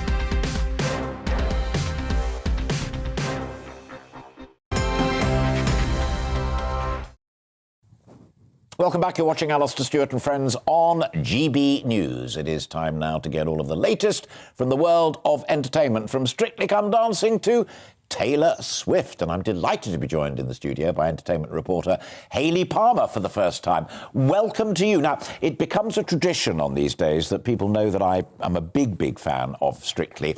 I thought the judges were a bit harsh on my Rose last night. I know, I thought the same. Well, the show kicked off with a lovely Rose, and actually we're going to take a little clip at the wonderful dance. Let's have a look. I mean, it's a 10, just wonderful. Honestly, I just love Rose so much. I know you do too, Alistair. And also, I thought last night that AJ should have been higher. It's been reported in the press and on Twitter. People were like, why was it not 10s? So I'm a bit upset about that too. Getting tight now. Yeah, and my wife's a huge fan of John Johannes, so we'll be watching this place. Now, the other huge ratings blockbuster, of course, on the other side, I'm a Celebrity, Get Me Out of Here. Yeah. And I'm not as big a fan of that. So I did have to stifle a bit of a giggle when I heard about all of their bad weather problems. Well, Alistair, as we know, it was cancelled due to the weather conditions. The actual celebs have been removed from camp and returned to quarantine, so we don't know when it is coming back. Oh, so there's a quarantine problem and a COVID problem. This is not just because it's a bit breezy in Wales. Yes, exactly. Oh, that's more serious. Then I will not mock, because I don't wish that upon anybody, not even Richard Madeley. Yes, fingers crossed it comes back this week. We do know that Richard Madeley is OK, if you haven't seen that already. He had a bacon butty in the canteen when he came out of hospital, so he's all good. So we're pleased to report that. And obviously the newcomers, soap legends, Simon Gregson and Adam Woodyard have joined, so we can't wait to see them back on our screens, Alistair. So, and still committed to sticking in Wales, because they seem to like it. And we did a lovely report on the very positive impact it's had on Wales, the local community in that particular village. I mean, it's doing great business for them. It really is. I mean, I have to say, I do miss the jungle in Australia. I think we all do. So hopefully it will come back to that. I mean, not least the bridge. I did enjoy that, people going across the wobbly bridge. That was my favourite bit. Now, finally, I think we've got time, and this is one of those interesting ones, Alastair Stewart and Friends. So my producer, Zoe, is a huge Taylor Swift fan, and I have to admit quite publicly, so too is my eldest son, Alex. He is a huge Taylor Swift fan. But this is not so much the music as the duration of the music. Exactly. So Taylor Swift has re-released her album called Red. Now, there's a song on there that's 10 minutes long, and it's broken the record for the longest song. We're going to have a little look at the clip all too well.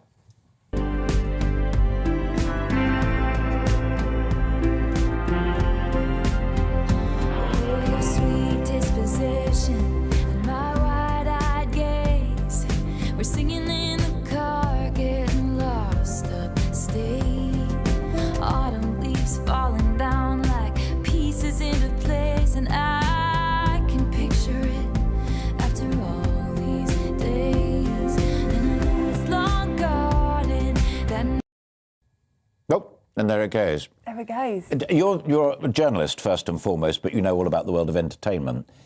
Does it sustain it? Because, I mean, in my generation, you think of tracks like Aftermath, the Rolling Stones, and Desolation Row, the Rolling Stones. I mean, these are 10, 11-minute jobs. Yeah. And both of them are brilliant. One from the folk world, one from I was going to say hard the rock. longest song previously was Don McLean, American Pie from 1972. Another absolutely brilliant song that has survived. Yes. You've listened to this all the way through. Is it I am good? a Taylor Swift fan, Alistair, so I have to say that it will get me on my car journey. Well, I will put it on and I will enjoy it. So I think it's something to look out for. Interestingly as well, I wonder whether the A&R people like the idea or not, but Taylor Swift is one of those people with whom record companies don't argue. Exactly. She's a legend in the business. So, yes, do check out that Taylor Swift song and your son will like it. Absolutely. And the album is called? The album is called Red. So do check that out. All right, great. Well, thank you very much indeed. Thoroughly enjoyed meeting you, and thanks for coming on. You too, Alistair. We'll see you Thank again you. soon, I hope. Thank you very much indeed. So there we have it, Taylor Swift, Red, and the longest track since Don McLean's wonderful output. Time for that. It's time of the week again to shine the spotlight on an individual that's done extraordinary things. This week's rising star took up a new hobby during the pandemic. It was painting. Her portraits have now been sold all over the world. Not bad when you consider that she is just 14 years of age. And I am delighted to be joined now by Mackenzie Beard. Mackenzie, absolutely brilliant. Well done, you. We were looking this morning at the examples that you've put on your website, and they really are very, very powerful. And then my producer said, and she's 14. The power of it is very much something you'd expect after a lot more life experience. Where do you think it all came from? I think it's been quite heavily influenced by my travels. So I've been fortunate enough to go on big travels and things like that. So I've had quite a wide perspective on things. And I think the actual painting itself, I don't really know where that came from. That was quite random. I just started at the beginning of lockdown.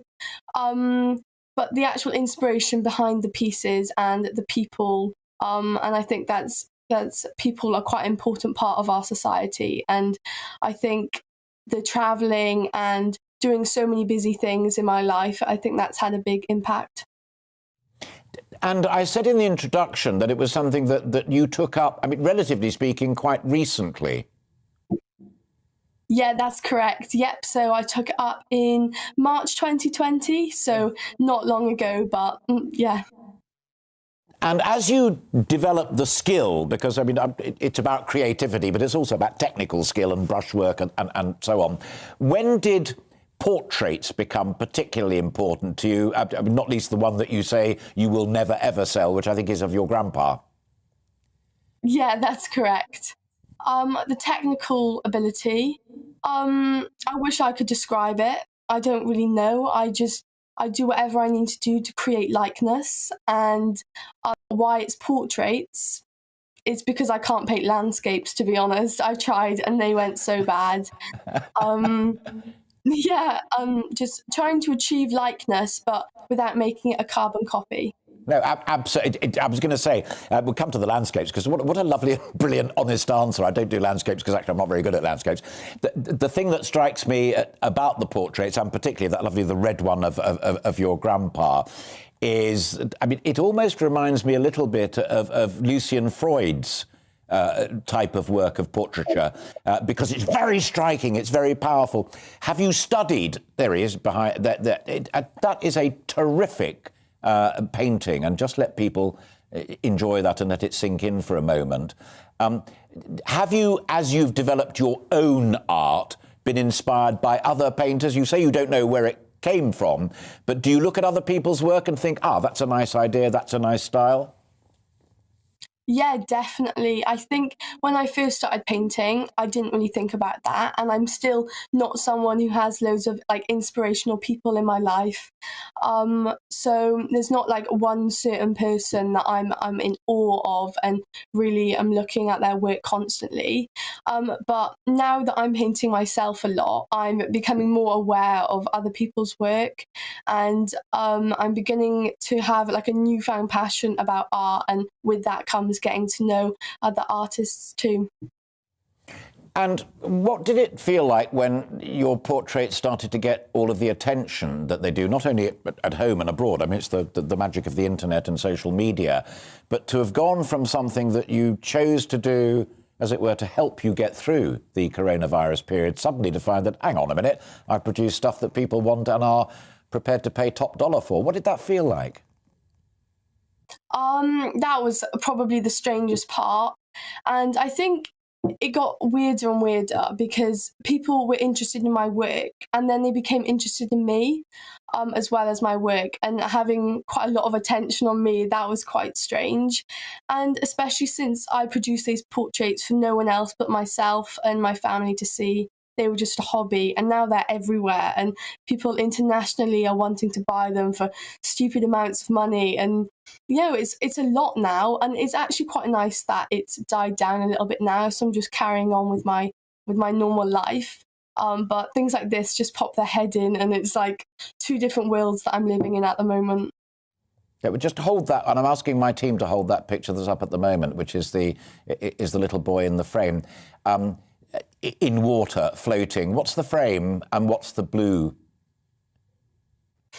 So that's actually a boy that we met in the Philippines when we went travelling, and he'd created a raft out of plastic bottles and tarpaulin, and he was just so happy, and I remember throwing a bunch of bananas down to him or something like that, and I think he's just sitting on this raft in the middle of the ocean floating, and that was just something I really wanted to capture.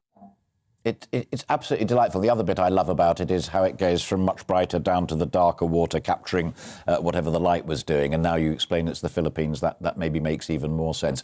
From the Philippines, let's go to Cardiff. How did you feel and how did your family feel when your work was displayed in the Blackwater Gallery in Cardiff? That was great. So the gallery, Blackwater, have been super helpful, really nice people there. And it's really nice that it's exclusive because it's on my own terms and there's no pressure. It's quite a one-on-one and personal interaction with that I have with the people there, which makes it all the more easy for me. And then from that, I mean, a springboard almost to the Royal Academy Young Artists Summer Show in London? Yeah, so actually the Royal Academy, that came before. That's where the people got the attention, and that's where the work stemmed from. And it went from there, and then a couple of galleries asked, and Blackwater was the right one for me. It is fantastic. Now, this is total ignorance on my part. I know that in the adult world, if you get to exhibit a piece at the Royal Academy, then ultimately you get RA after your name as a Royal Academician. Is there such a thing for RAYA, Royal Academy Young Artists? I'm not sure, to be honest. I jolly well think there ought to be, and I think you should raise that with them, and I think if anybody from the Royal Academy is listening, they should certainly do that, because it is a huge and phenomenal achievement to be a part of that show. Yeah, it is. It's really amazing. And we went up there, actually, and I saw everyone else's work, which was also amazing. So that was really nice, the whole experience. Yeah. Now, there's a nice collective community sense as well about artists, isn't there, which is very nice. Tell me finally, and this is the grubby bit almost, how you go from doing something that you like to do creatively that was good for you, doing something that was good enough to be exhibited not only in Cardiff but also at the Royal Academy in London, to making it a business. You're a rising star creatively, but also a rising star at the age of 14, selling artworks. How did that all go? That was another really unusual part of the journey that I'm on at the moment. So it's really important to me, though, that I don't get mixed up my hobby and my business too much, because although I want to make the most of this opportunity that I've got, I don't want it to become a chore and then I won't enjoy it, and that's just not going to work for me. So if I can carry on painting and enjoying it and happen to make money on the side, then that's brilliant, but I'd like to keep it as something I really enjoy. A life in balance and such a brilliant creative talent.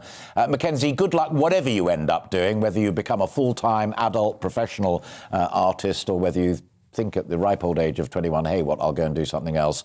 I think the world is your oyster, and thank you so much for sharing time with us this Sunday afternoon. Brilliant work. The lovely and very talented Mackenzie Beard. What a great story to end on. That is it from me for today. And what a real pleasure the last 3 hours have been, not only talking to a brilliant young artist like Mackenzie, but also having very honest and thoughtful opinion on the NHS waiting list problem and indeed on the new strain of the coronavirus. And thank you too also for your very candid and some of them pretty tough views on that as well. Always a pleasure. That really does matter as well. I'll be back with you next Saturday and Sunday at midday until 3 o'clock, where we'll be covering all of the stories that matter to you most. And also I'll be here at 8 o'clock on Friday. I hope very much indeed you can join me for some of that. But until then, from me, a very good afternoon to you. And here's the weather. It's time to remind ourselves there's always another winter.